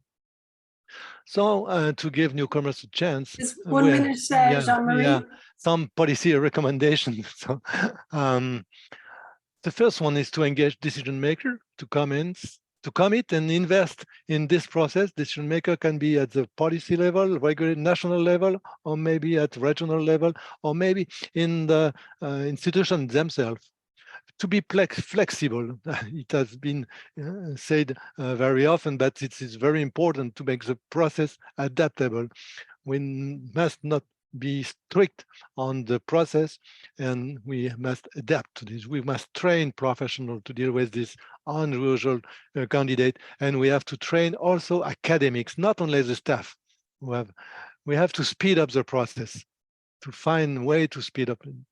We have to communicate so that we can reach the newcomers about recognition prior learning, and we can do that.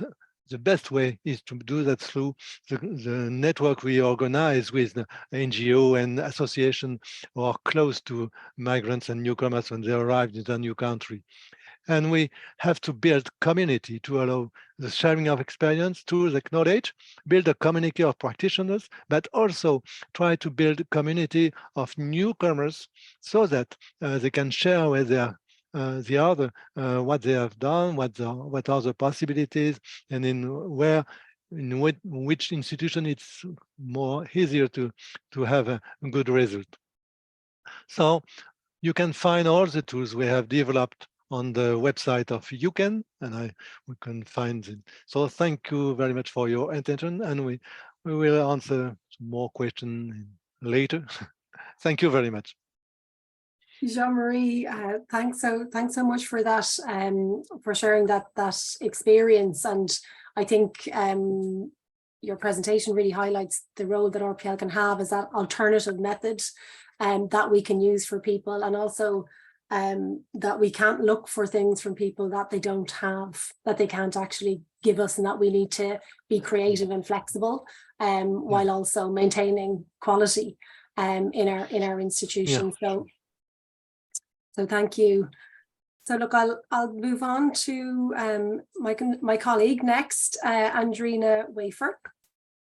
And Andrina is currently head of international policy and prior learning in QQI, and her role includes working with the NARIC network and with recognition and RPL policy and practice. She's the national representative, reporting on progress implementing the 2012 European Council recommendation on the validation of non-formal and informal learning, and considers that she's been privileged to have worked with many expert practitioners across many sectors nationally and internationally, including as a founder member of the RPL Practitioners Network Ireland and as a national representative of significant RPL project teams.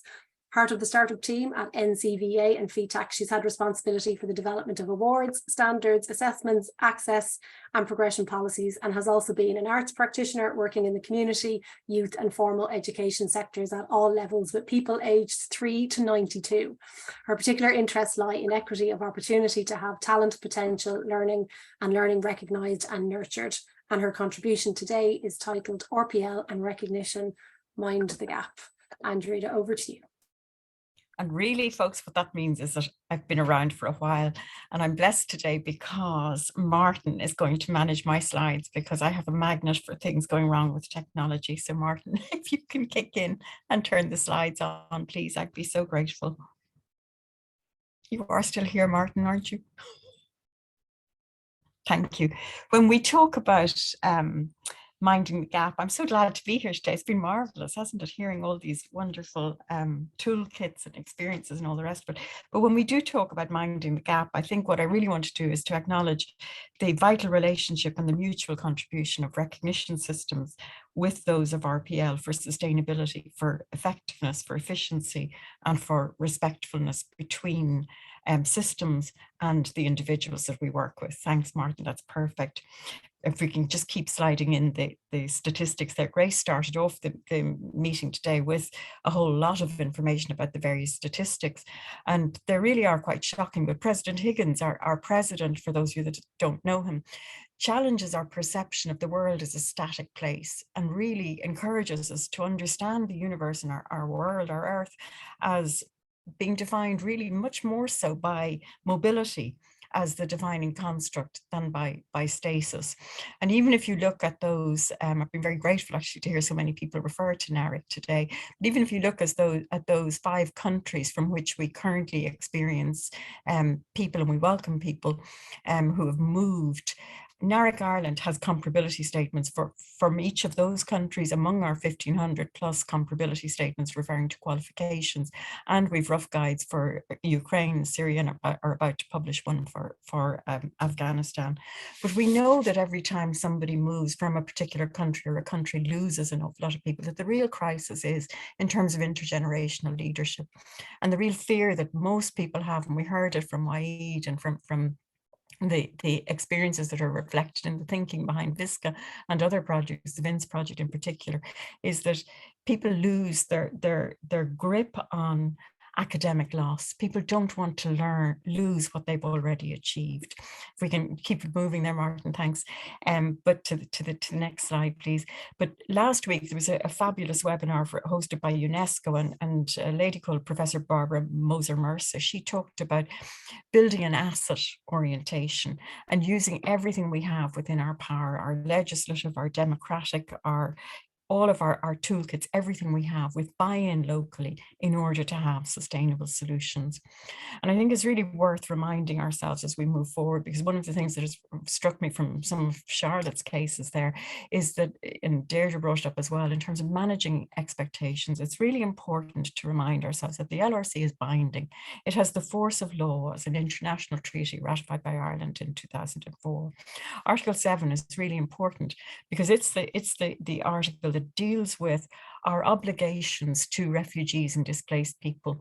And I'm going to refer throughout this presentation globally to refugees. I hope nobody here is offended by that, because it's just for the sake of speed. But it deals with our obligation to recognise qualifications and periods of study. So it's any engagement with the formal education system. And this is important in terms of separating out what can recognition do and what should RPL prioritise in terms of its field of expertise and its area of activity. And this is what we're required to recognise. We're required to recognise qualifications unless there's a substantial difference shown between the qualification or period of study that is presented and that of the host country.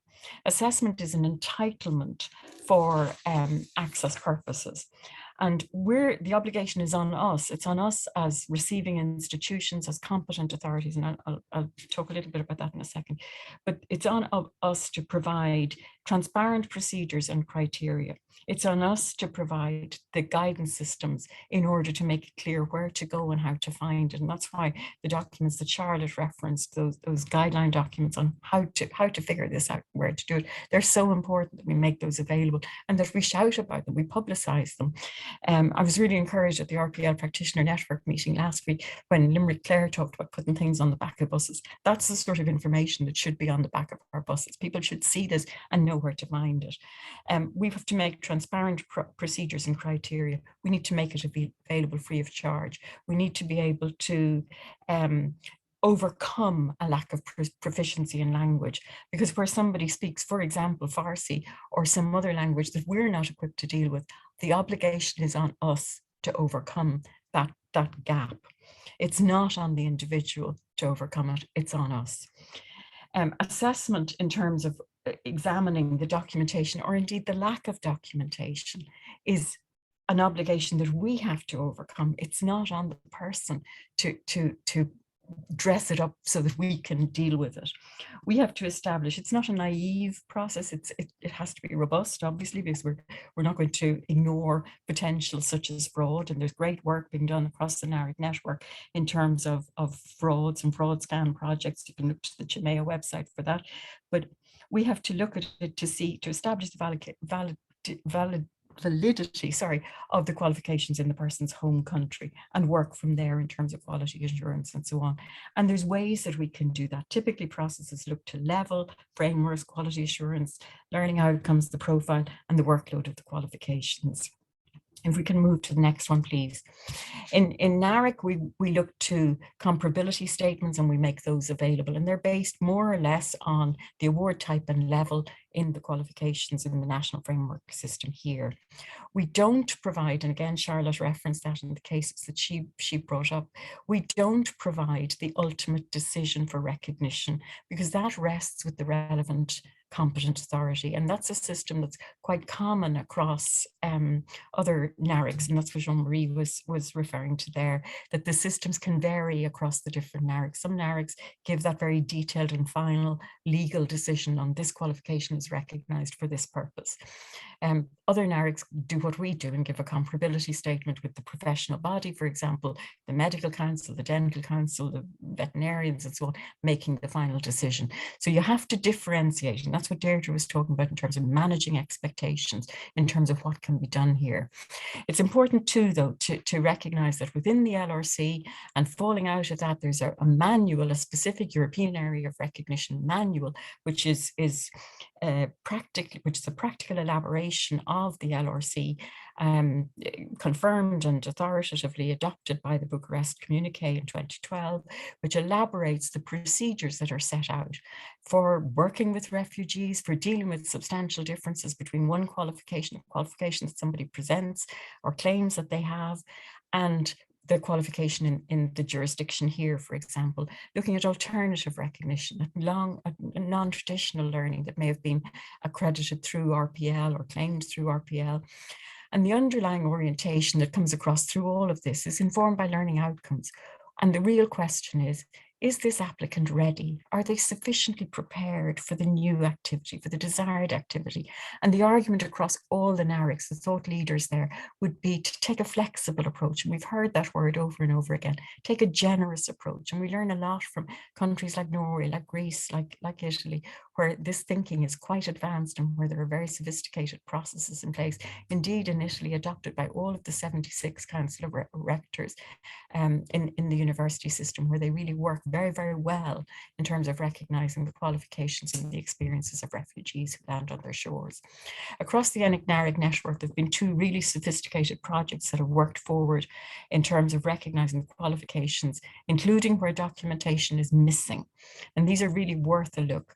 Arena is one, and then React, and React was generated, it was an iterative project, React 1 and React 2, and I'm happy to say that under my predecessor, Angela Lampkin, who many of you know, QQI contributed to the learning in these, and there's background documents again. I think it was Waed referred to these, and Carme also developed under the Vince project, but Arena and React both have country profiles and so on developed for all of the countries that are listed there. If we can move to the next slide, please. But really where things are going, because Europe is moving very fast. The Lisbon Recognition Convention is one global treaty, one European treaty, but we're moving also to the ratification of the Global Recognition Convention, which is going to be ratified next spring, which is really exciting for us. There are also 5 other regional recognition conventions which are being ratified state by state.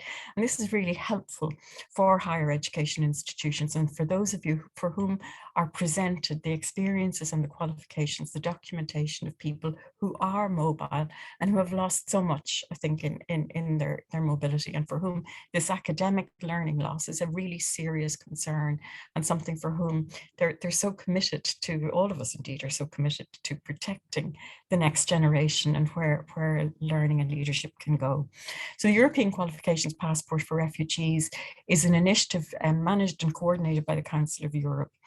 And what it does is it offers refugees who apply directly to the Council of Europe for recognition an opportunity to have their experience, their educational level, their work experience, and their language proficiency validated through or described at best, or at least through a panel-based evaluation process involving a structured interview and an assessment of their available documentation, which confirms to the best of an experienced and expert panel's opinion that these statements are accurate and ready for further consideration by the competent authority in their next destination country or their home country.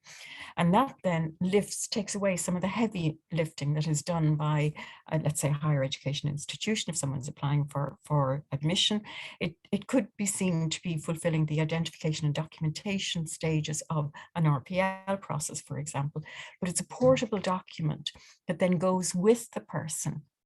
And we're delighted to say that there are 20 participating countries in this initiative, including Ireland.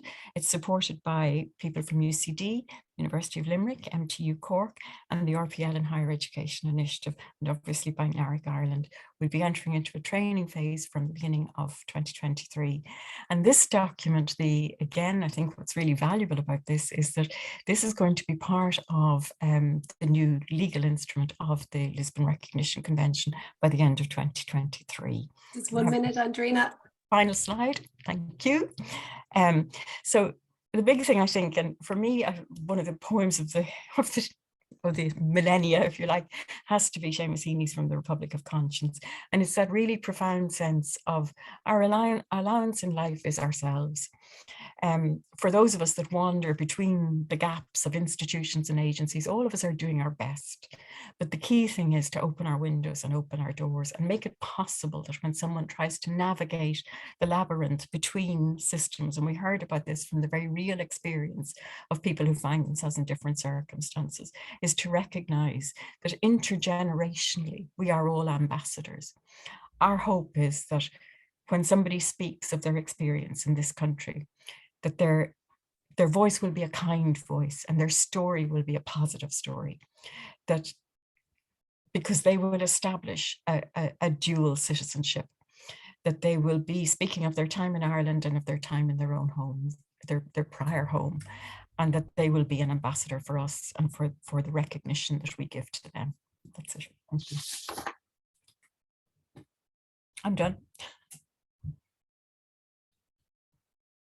Andrina, many thanks for that and for setting out that big policy context, I think, for RPL and for recognition, and how the two interrelate, because obviously a lot of people do come with qualifications or partial qualifications.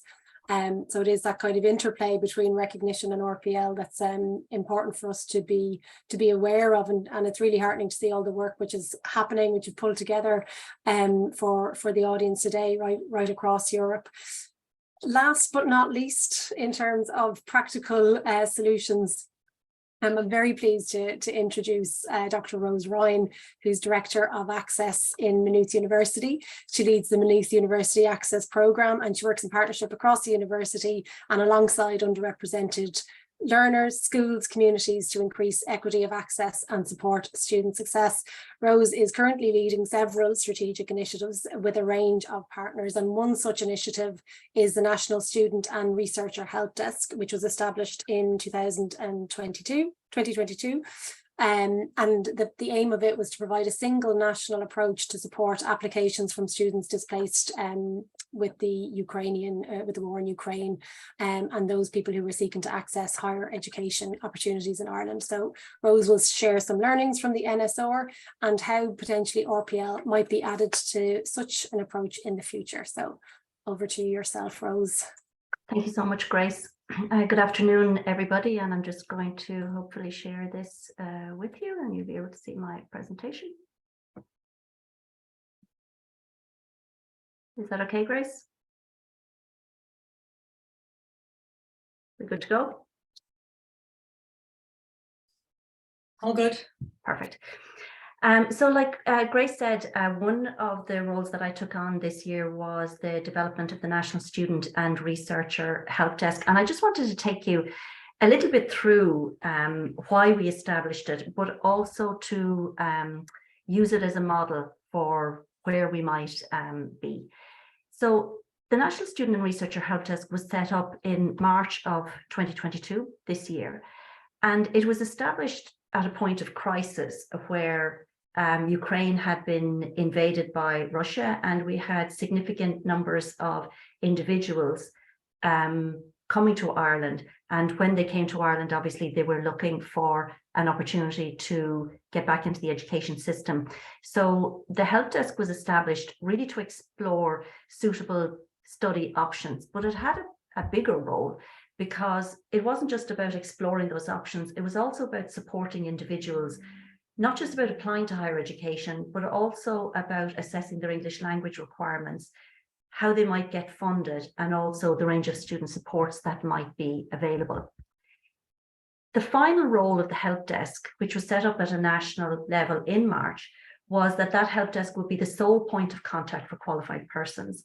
We would be the sole provider at a national level for translation services for those documents which were being provided in a variety of different languages, that we would be a central resource to assess the English language competency of individuals who were applying, that we would provide a separate application process, recognizing that the CAO system had closed, so we needed a national application system.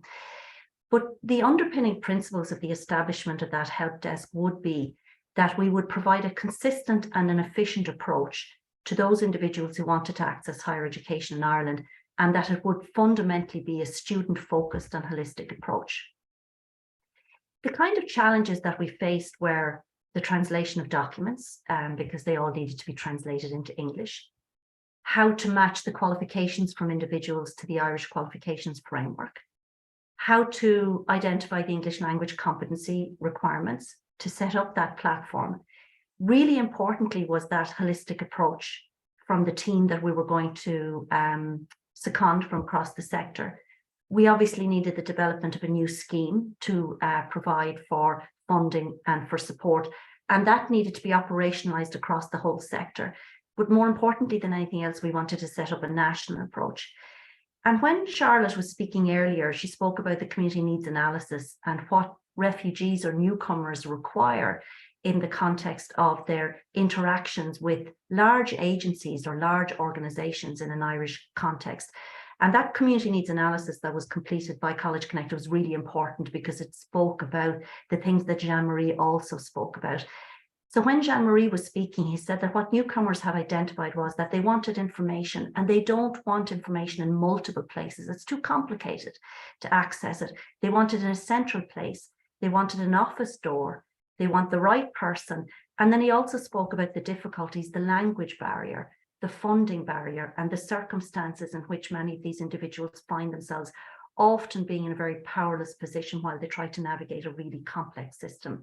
So I want to tell you how we accomplished that, but also what we achieved as a sector, bearing in mind that what has been spoken about during the course of the last couple of hours has been also that many of the people who are looking for recognition of prior learning were also the people who approached the Helpdesk. They were people perhaps who hadn't been in a position to complete their studies. Some hadn't been able to take the required examinations at all, or had to leave their studies. Some of them, their qualifications were lost, or they were destroyed, or they weren't able to get them or to verify them because of the conflict or the crisis, or how quickly they had left, or damage to infrastructure. So All of those issues that you're talking about at a national level had been presented to us in the help desk. What we achieved, and I think what is most relevant to the conversation that we're having around RPL, is we achieved a national approach. And remembering, with every great crisis comes a great opportunity. And I think one of the things that I would say about the help desk is that it offers a great opportunity now for us to move out of a crisis mode to looking at what Andrina was speaking about. Conflict, the displacement of people, whether by climate or for economic reasons or by war, that's a feature of the international and national landscape. And what I'd like to see happen is that we take the learnings from the help desk and to move away from crisis or emergency responses to planned responses, recognizing that many of the individuals who are seeking support come from horrendously difficult circumstances, and they simply cannot navigate very complex systems. So that national approach had a leader that was really important because it was led by the Department of Further and Higher Education. And they developed this approach and developed this new policy. So if you think about it, where the researcher helped us, we sat in the middle, the national approach and the steering group sat above us, and then beneath us sat almost the higher education institutions. And we framed then all of the people who were seeking to access the help desk approach. That institutional support came from a whole range of really important stakeholders. So they all brought their expertise and the resources to bear as we dealt with this emergency response. Staff were seconded across the sector. And another layer of, I suppose, collaboration was that within every single higher education institution, they appointed one single point of contact. So that rather than the help desk trying to navigate different offices or different people within institutions, one single person took responsibility for doing that. And they didn't have to know everything, but they did have to know their own institution and to be able to navigate the information and the policy and what we were developing across that institution. Interestingly, in the context of this RPL discussion, they also became a huge source of support and learning from each other. Another layer was the admissions officers who met together, and they in turn were navigating new processes and new policies. And the help desk were engaging with them, engaging with national policy, engaging with the HEIs, approving these and effectively then implementing them through the help desk. All of the documents were translated by the help desk as part of one single support. One single platform was provided for students. And again, the help desk sat in the middle of the platform. Applicants had a portal. They had the front end of the system. The help desk sat in the middle, assessing applications, and then the HEI sat at the back end of the platform so that they could effectively identify and access and make places available in their HEI through the new system. We also established an English for Academic Purposes working group, and again, with every great crisis comes an opportunity, because there hadn't been such a system before. And what we were able to do through that group was to bring together national experts and to identify and make recommendations about how we could address identifying the proficiency of individuals who were applying. That group recommended that Duolingo be the model that we used. And on the basis of that, we were able to engage with Duolingo as an international organization, bearing in mind that I think the cost for that test is about $59 or $60.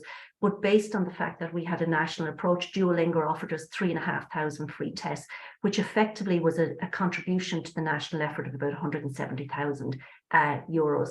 We were also able to have the support of QQI, who were validating qualifications and providing, again, as that kind of sectoral advice. We were able, through this partnership with DCU and Trinity, to offer students who hadn't had the opportunity to take effectively their rough equivalent of the Leaving Certificate, they were able to take that examination in Ireland, based in the higher education sector. And we were also, as a sector, able to provide approximately 2,000 beds for students. Most importantly, and I know one of the things that we were speaking about was the importance of speed. We were able between March and September to complete all of those tasks and to fast track applications, and 305 new students who had been living in Ukraine in March 2022 were able to have the entirety of their application process completed with all of the complexities by September, and actually to enter almost every higher education institution across the sector in the course of that 6 or 7 months. The shared aim of having a collective approach to a crisis was really achieved, but I think our final aim really is to have more initiatives like this. To give you some sense of what the feedback was from our various partners, what they found helpful was that the help desk, we were the coordinator. What was also clear was that they valued leadership, that the higher education sector should be providing leadership. We are national leaders, both in the policy and thinking space. What they also valued was that it was a single channel, that there weren't multiple channels, or indeed that the competitiveness, which often marks, I suppose, our work across the sector, was completely eliminated. It became about us cooperating also, and that it had the opportunity to transform, I suppose, how we approached education. What I thought was also important was to take some feedback from some of the students who have actually entered higher education. What they said was that this process made their admissions process really smooth. And bearing in mind, they're making comments in the most extraordinary of circumstances, a new country, a new language, new houses, new places to live, everything is different. This is one thing that we try to make it easy for them. When Jean-Marie was speaking about having the right person, the students spoke about how the people in the help desk became the most important people in their lives because they were helping them to navigate this system. And they also spoke about all of the people that came together in order to help them to do that. I just wanted to finish maybe with a couple of concluding comments. That child is actually a real child who was part of the our Ukrainian guests that we had on campus in Maynooth University in the summer of 2022. And I think when you talk about RPL, it's really important to remember that it is about real people, real individuals, about their children and their communities and giving them an opportunity. She was actually attending a picnic on probably one of the good days during the summer. One of the things that I would say around the value of the help desk is we need to move away from emergency or crisis responses to planned responses. What we achieved with the help desk couldn't have been achieved by either any single HEI or any single sector. What was valuable about it was that it was national, it was coordinated, it was strategic, and it involved multiple stakeholders at multiple levels. It was rapid and it showed real leadership. What the help desk did, if you think about it, was they dealt with a lot of the messy stuff, the assessment of qualifications, the testing of English language, the frequently asked questions, all of the various guides. But I think what was really successful about it was that it brought expertise to bear for multiple areas in the interest of a single aim, which was to make sure that we were able to support those students as quickly as possible. What I would say, and what I think has been the theme also throughout the entirety of this last 2 hours, is that we need to acknowledge where prospective students are coming from, the circumstances which has driven them to be newcomers. Whatever support we provide has to be holistic and it has to be supportive. For example, the advisors on the help desk deliberately had multiple languages so that they could interact with prospective students and often their families, because whatever we need to do, it has to be easy, simple, welcoming and supportive. And I think more than anything else, for me, the most important elements, I think, of the help desk was it showed what we can do in a crisis.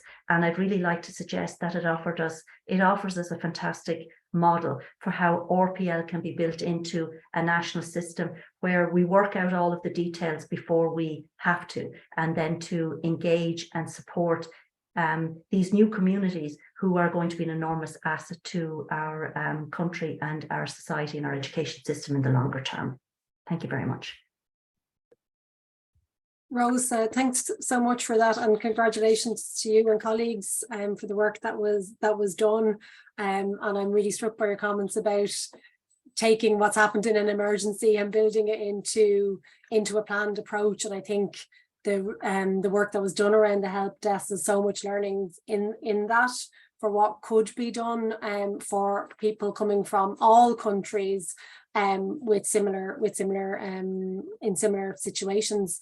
So now into the questions and answers time. I know people have been sending in questions throughout the live session today. So I'm really delighted to introduce you to the chair of our panel discussion. So Rose, you can stay on screen, and I'd ask everyone else, you can turn on your cameras. All of our other speakers come. So I'm going to introduce Jim Murray, Dr. Jim Murray, who's Director of Development at QQI. He's previously held senior executive roles in the Institutes of Technology Ireland, which is now the Technological Higher Education Association, and in the National Qualifications Authority of Ireland. A historian by training, Jim began his career as an archivist in the UK's National Archives in 1990, and he moved into education policy and administration in the mid-90s with DCU, and he was assistant registrar there. He didn't say in his bio, but he was too modest to say that he was one of the key architects of this project that I'm working on, and he's been a long-standing champion for RPL all down through the years, and also an avid Chelsea fan. We'll throw that in, Jim, for good measure. So I'll hand over to you to start the panel discussion. Thank you so much, Grace. There is no link between RPL and Chelsea, so we'll move swiftly on from that one. This has been a very, very rich discussion and some great presentations. All of them were great. There's so many things we could talk about here that it's a difficult job for me to try and share this and bring some sense to it, but I'll do my best. I suppose the first thing to say is that we've had a very good question from the audience, and I just saw in the question and answer the Alan Ralph. See, I think he might be disappearing, unfortunately. But anyway, I'm going to ask the question that he posed, and it relates to a lot of the discussion that we've had, particularly around the impact of the NS or Helpdesk, and it's really around that whole area of the extent to which the state sponsors universities in Ireland to provide RPL programs and services to refugee communities, and then how are these promoted. So I might just ask, might start with Rose. I'd also like to talk as well to our international colleagues, just to get a sense of how these services are promoted as well elsewhere in Europe. So maybe Rose, you might just take up that initially. Sure. I think one of the things about RPL and how it applied in the context of the establishment of the Helpdesk was that the Department of Further and Higher Education took a very strong leadership role. They funded the establishment of the National Helpdesk, but sometimes it also requires an institution to step forward and take a leadership role also. So DEFRAS reached out across the sector and asked for an institution who would be willing to host it, and we offered to host it. What's also important is that once DEFRAS were leading it, and they chaired the National Steering Group, who met every week of every month from March until about 2 weeks ago. So you need somebody, I think, who's prepared to lead it, fund it, invest in it, put time in it. And you also need stakeholders from across the sector, whether it's the HEA or THEA or the IUA or QQI, bringing those people all together.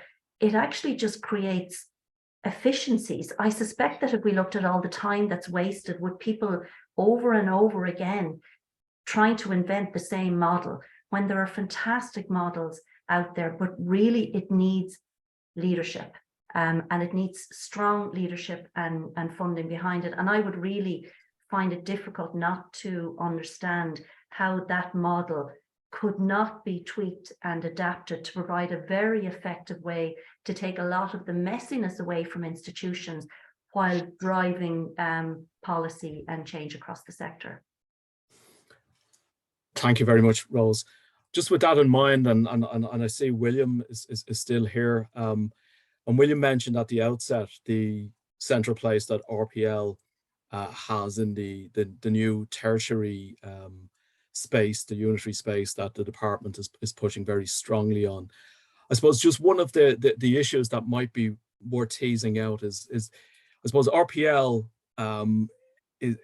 as we've been talking about here, is to support newcomers, but there's also an RPL approach that is there to help, I I suppose those natives of Ireland who've been left behind by the education system. And it is a very difficult question, but no better man to have a go at answering it.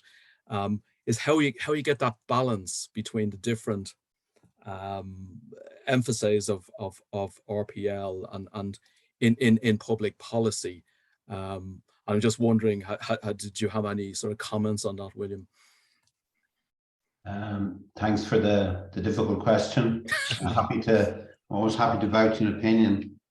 I mean, I look at this, and you know, it's a luxury you have, I suppose, when you're in a government department and you're not dealing with the messiness of, you know, that's just been referenced in by the previous speaker, in sort of dealing with people and dealing with people with a real appetite to engage with our education system, and you know, under very difficult circumstances. And it wasn't something that I had a direct involvement with, but it's really great to hear how positive the experience was of the help desk and the impact and the value it delivered. However, you see the ambition for RPL, and you've talked about obviously individuals or workers or people on unemployment in disadvantaged communities here in Ireland.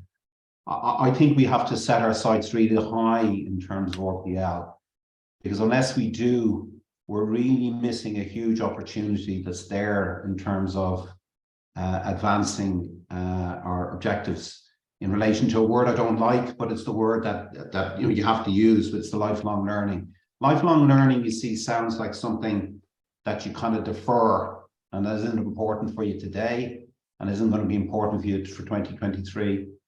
And I'm not claiming a kind of a deep expertise, but obviously as much, I'm a very interested observer or student of the way the world of work has been transformed. Technology is driving a huge transformation. And people in roles, you know, that would have never really seen themselves as impacted by technology, you know, it's really important that we get the message out that it's a responsibility that, you know, that we all have to ourselves, I suppose, to look at how well equipped we are, drawing on the supports that are put in place and the resources that are put in place to be ready for the future world of work. And I think bring it back to the topic of today's webinar, recognition of prior learning is really important to mention in that, because as I said in my own remarks, it breaks down the boundaries that or otherwise can be quite intractable, that you sort of see a reskilling opportunity, an upskilling opportunity as something that you have to turn up to a tertiary education institution to get done, and that it's only what happens within the four walls, virtual or otherwise, of that institution that are important in terms of that learning journey. So I know it's small steps, we're starting from a low base. I think notwithstanding, and I should always say this because I didn't manage to say earlier, when we were looking at RPL 3 or 4 years ago, the consistent message was that there was institutions that were really on it and were doing a lot in that space, and we've heard a little bit more about that. But I think there's a bigger prize and a bigger ambition that we have to set ourselves around RPL, and we have to think about how we scale models to engage with a much larger number of people than, you know, we were very, you know, it was great that we were able to help through the help desk. So I'll stop at that. Thank you very much, William.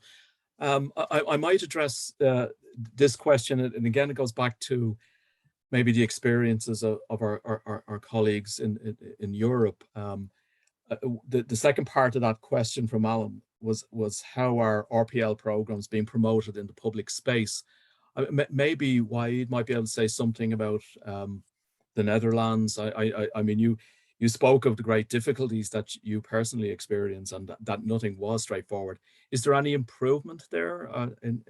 Well, of course, there are like many talk and few do, but there's a progress. They are making, you know, a little bit progress in this field, but still, I understand that such procedures, you know, takes time. But I think there should be like more urgent, more urgent decisions should be taken somewhere. And it's still not enough.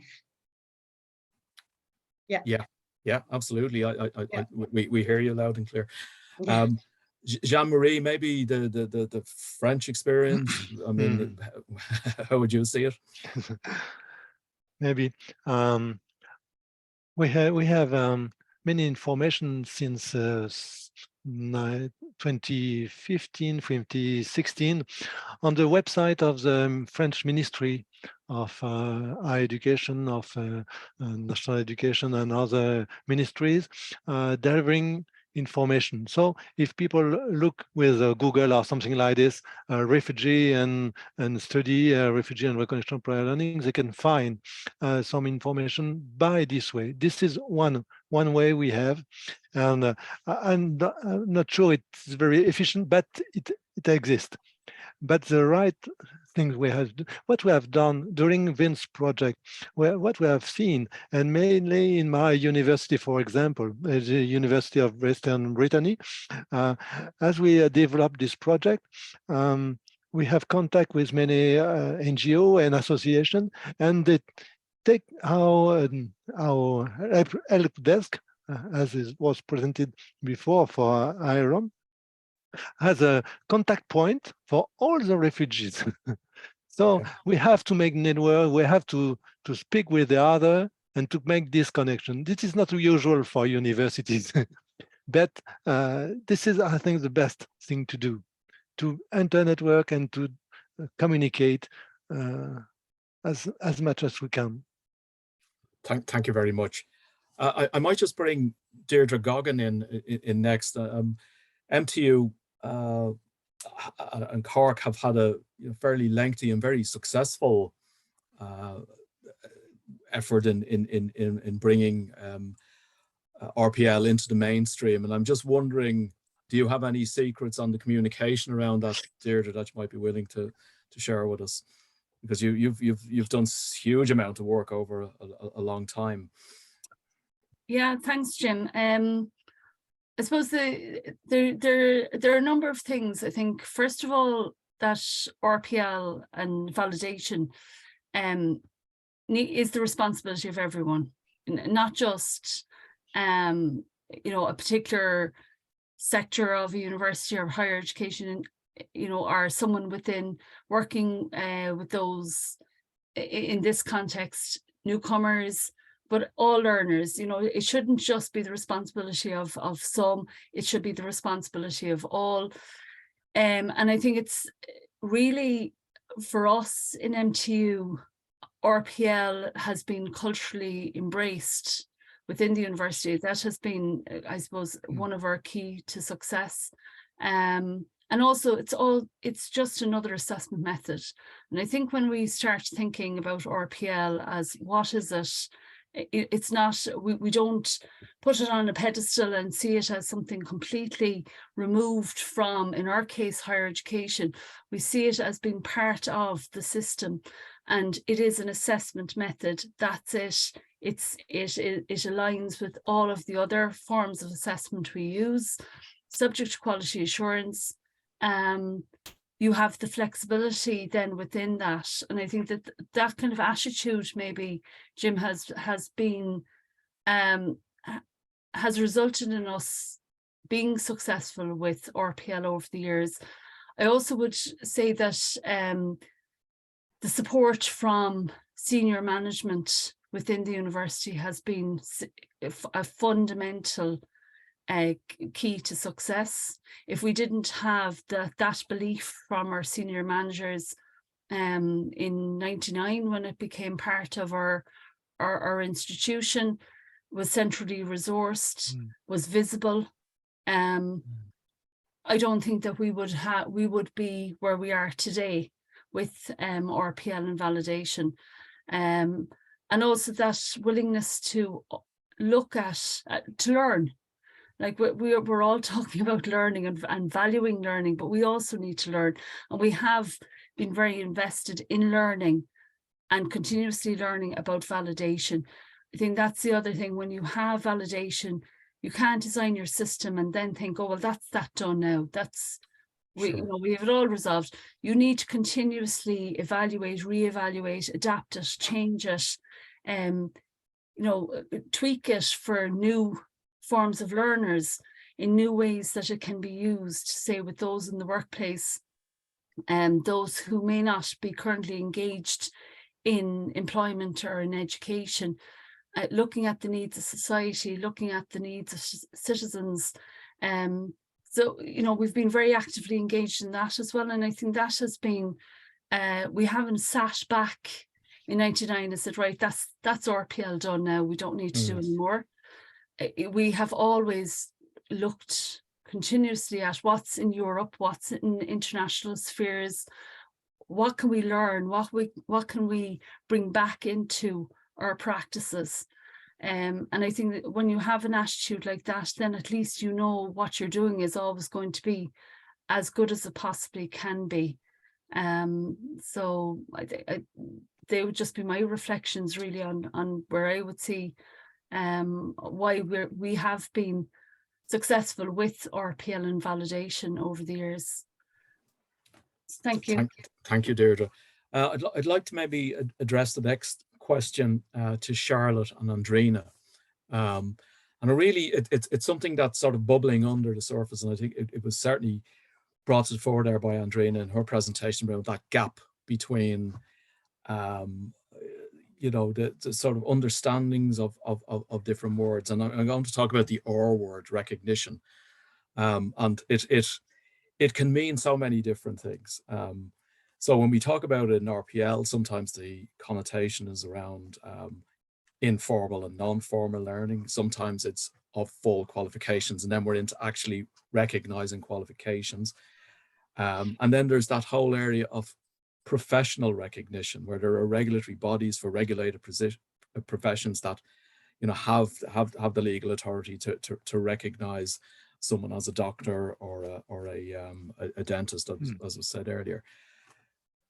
Andrina, I know, is very strongly committed to getting clear understandings of those different concepts out there. And I know too, Charlotte, that when you were speaking, and you've also included a question about how the NARIC system works and whether the comparability statements are, what kind of force they have. These are very, very complex concepts to, get across to people who are very vulnerable, as we've been saying with newcomers. So I'm just interested in the comments from Charlotte as a representative, an advocate on behalf of the refugees, and then Andrina, who is trying to humanize the technical stuff for those vulnerable people. Maybe Charlotte, you might take it first. It's a long-winded question. Apologies. Yeah, no problem at all. I feel like I come from a point of really understanding this area very little, but what I do bring to the table is the pure frustration that people face, when they contact me, because we're so limited for time that really all we can do is refer to QQI and NARIC. And in the years that I've been working in this area, they've been really supportive. I haven't met Andrea officially or formally before, so hello. But I have dealt quite a bit with her colleague Angela, who's been really supportive over the years, whenever I have any questions, and we would have had various meetings in years gone by. But I think the interesting thing about Rose's experience with the NSR desk is that it was a centrally held, I suppose, and respected piece, if you know what I mean. And I think it would be really great if we had something similar for, whether you call it recognition or validation of prior learning. I kind of assumed in my naivety, and I was just chatting with Andrea there a little bit, I assumed in my naivety that once NARIC gave you a comparability statement that you could go to any HEI and say, look, I've got this. But apparently that isn't the case, and I've only just learned that. so that each time you go to each HEI, you have to go through that process again and again and again. And if you've applied, you know, to several universities to do a degree, and each time you have to justify your prior learning, I can't even begin to imagine how frustrating that, you know, that is for the student. And perhaps I'll stop speaking and let Andrea, as the expert, explain that better than I ever can. Floor is yours, Andrea. The one thing I learned very early in my career is there's no more terrifying word than expert. It's a word I think that everybody shudders at, including myself. Sorry. Yeah, no, it's just one of those words, isn't it? I guess there is this enormous gap and huge confusion around recognition versus the recognition of prior learning. And in both spaces, you have to acknowledge both the autonomy of institutions and the difference between access and admissions. And it's actually really important. And it's not just important from a courtesy perspective, it's important from a real perspective. Every institution will set its own admissions requirements. And this is just a fact. And similarly with competent authorities, recognition by a competent authority doesn't necessarily transfer. And often also history comes into play. And this is also difficult. I qualified in my profession a very long time ago. And if I went to practice as I did back then, I would have to upskill and in many instances retrain, because the way things were done then, thankfully, is not how things are done now. And this also comes under consideration if I presented myself back to my original professional body. And then you bring into that, as has been echoed across many of the presentations today, cultural differences. And these are also a difficulty in terms of pedagogies and the construct of curricula and so on. So these are important things to consider, and it's why across the NARICs, the thought leaders would say, be flexible, be generous. But professional bodies, particularly those who deal with life and death, don't necessarily have the luxury of flexibility on specific standards. And that's where things get difficult. Because if it's your heart condition that's being assessed, you really don't want somebody who's being that little bit flexible. You want somebody who's been very rigorously supported to meet current standards.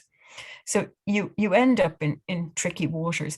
For me, one of the things, though, where I think we can move forward together helpfully in joining the dots between recognition and RPL is particularly in terms of integration. So, for example, in terms of QQI, the NARIC Ireland contribution to the NSR, we did an awful lot of work on the qualifications in Ukraine based on our collaborative work across both the Commission's work on the fast track recognition of Ukrainian qualifications, the work of the Council of Europe, and a whole lot of other experts, the NARIC in Ukraine in particular. And this was really helpful to everyone. We situated in the context of the Irish National Framework of Qualifications. And then what we hoped for was that people would be able to dig deeper and integrate and grant exemptions on the basis of a recognition process or a deeper recognition process. And we haven't yet seen the roots go down where that's beginning to happen. And we were really hopeful that that would happen over this year as people integrate into all of the different programs across FET and across higher education. So I think there is space for us to move in and to deepen that. I also think that the European Qualifications Passport for Refugees has a really serious contribution to make in this space to lighten the load in terms of both the work of the professional recognition bodies, in terms of the work of recognition itself, in terms of qualifications, particularly where the documentation isn't what you'd expect, where it's not a formal transcript. where it's maybe a photograph of something on a phone, because increasingly in a digitized work, I think it was William who referred to that, in a digitized world, people get photographs from home, even under the most awful circumstances where almost everything has been lost. There are increasing varieties of ways of presenting evidence, and through teams at the Council of Europe will be able to pull together where there'll be language skills and indeed cultural backgrounds of those on the panels that will be able to support an easier process for people who've been through such difficult times in moving through. So again, I just have to make this plea: use the tools we've got, use the statutory instruments. Let's expedite processes that make this easier for people and more efficient, because as we saw, the EQPR is effectively an approach like the NSR, but operated at a pan-European level, optimizing the multiple cultures that we've got direct access to across Europe. Really look forward to hearing from you on that one. Thanks. Jim, I'm just going to say we have time for one more question. Okay, I might just address this to Carme, who I'm sorry I didn't. I'm trying to scan across the screen, and really it was something that both you and Waed mentioned. It was a whole approach that's required of flexibility. What do we need to do to encourage that culture of flexibility within the system, both in higher education institutions themselves, but also all of the different stakeholders that engage with the institutions and may not be aware of the need for flexibility in trying to support RPL for newcomers? Well, this is a bit tricky. I think that some of you have already, some of the presenters have already talked about this.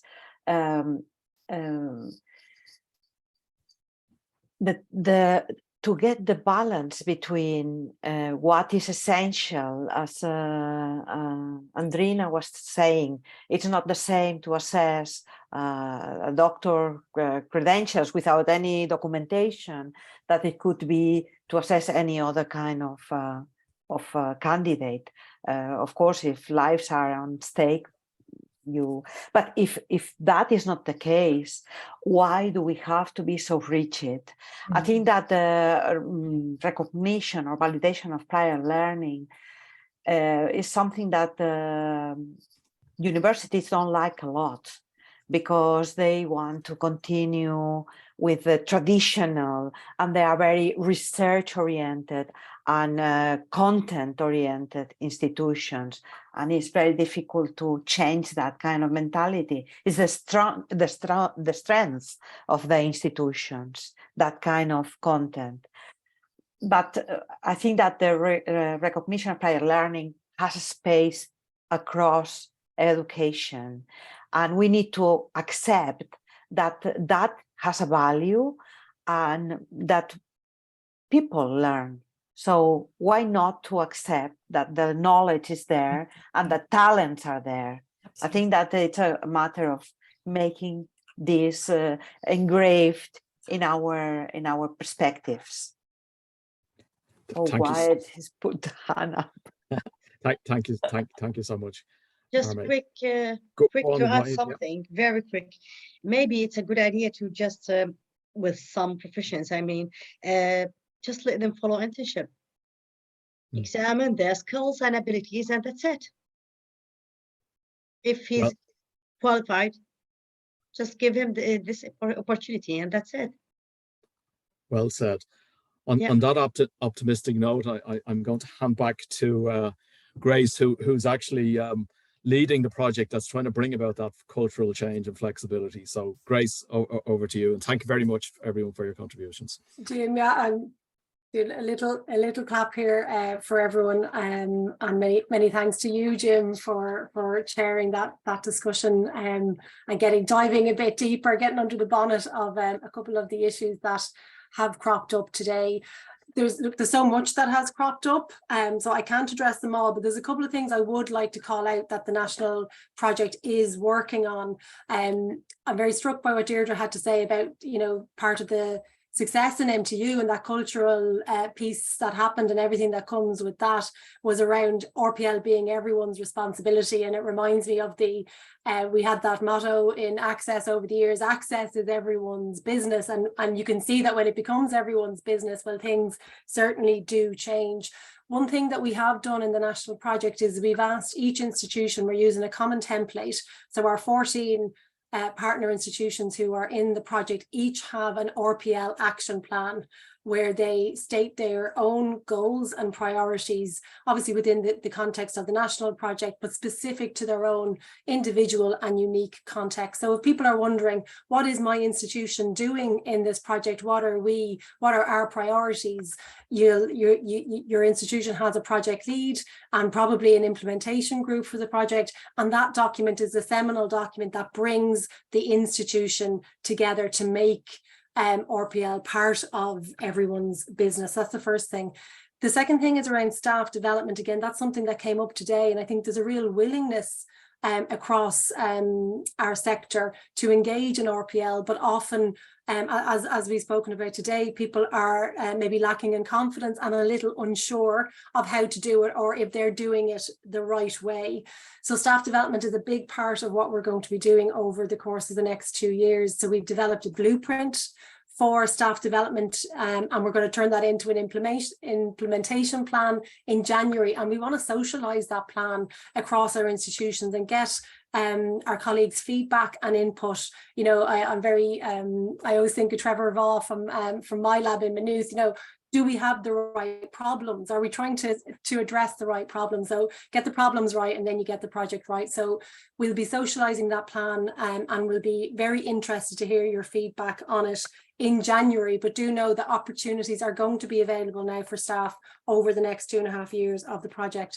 The other piece that came up today, a huge amount, is information, and there's a real information gap out there for people. We're working on a website for RPL in higher education. It will be coming in January. When I say we, I mean Martin in the main is doing a huge amount of work thinking in with colleagues in the sector, and that will be www.priorlearning.ie, and that will link out to all of our 14 partner institutions who are themselves working on, or indeed already have, a specific web page that details RPL policies, procedures and opportunities in those institutions. So that piece is coming after Christmas. So there are just a few flags about what we will be doing in 2023.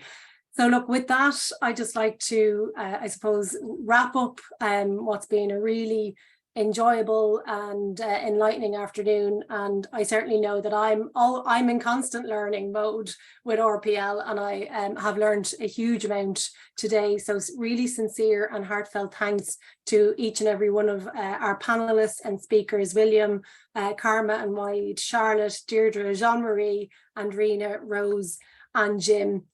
Particular thanks to Martin Dewan, who's behind the scenes here, like the puppet master, doing all the technical stuff. He's done huge work on every aspect of today. And of course, Roisin O'Connell, who's provided huge guidance and support along the way. I'd also like just to call out Nora Trench-Bowles from IUA. I know she can't be with us today. David Deniff from SETU and Francis O'Connell from TUS, who've been really instrumental in supporting this project and helping to get it up and going and keeping the momentum going. Information on today's webinar will be available on the THEA website. I put the link into the chat earlier, thea.ie/newcomer, so you'll be able to get everything that you've heard today. And just final thanks to all of our audience members for sticking with us. I know we've gone a little over time. I hope that this has been a really useful webinar for you.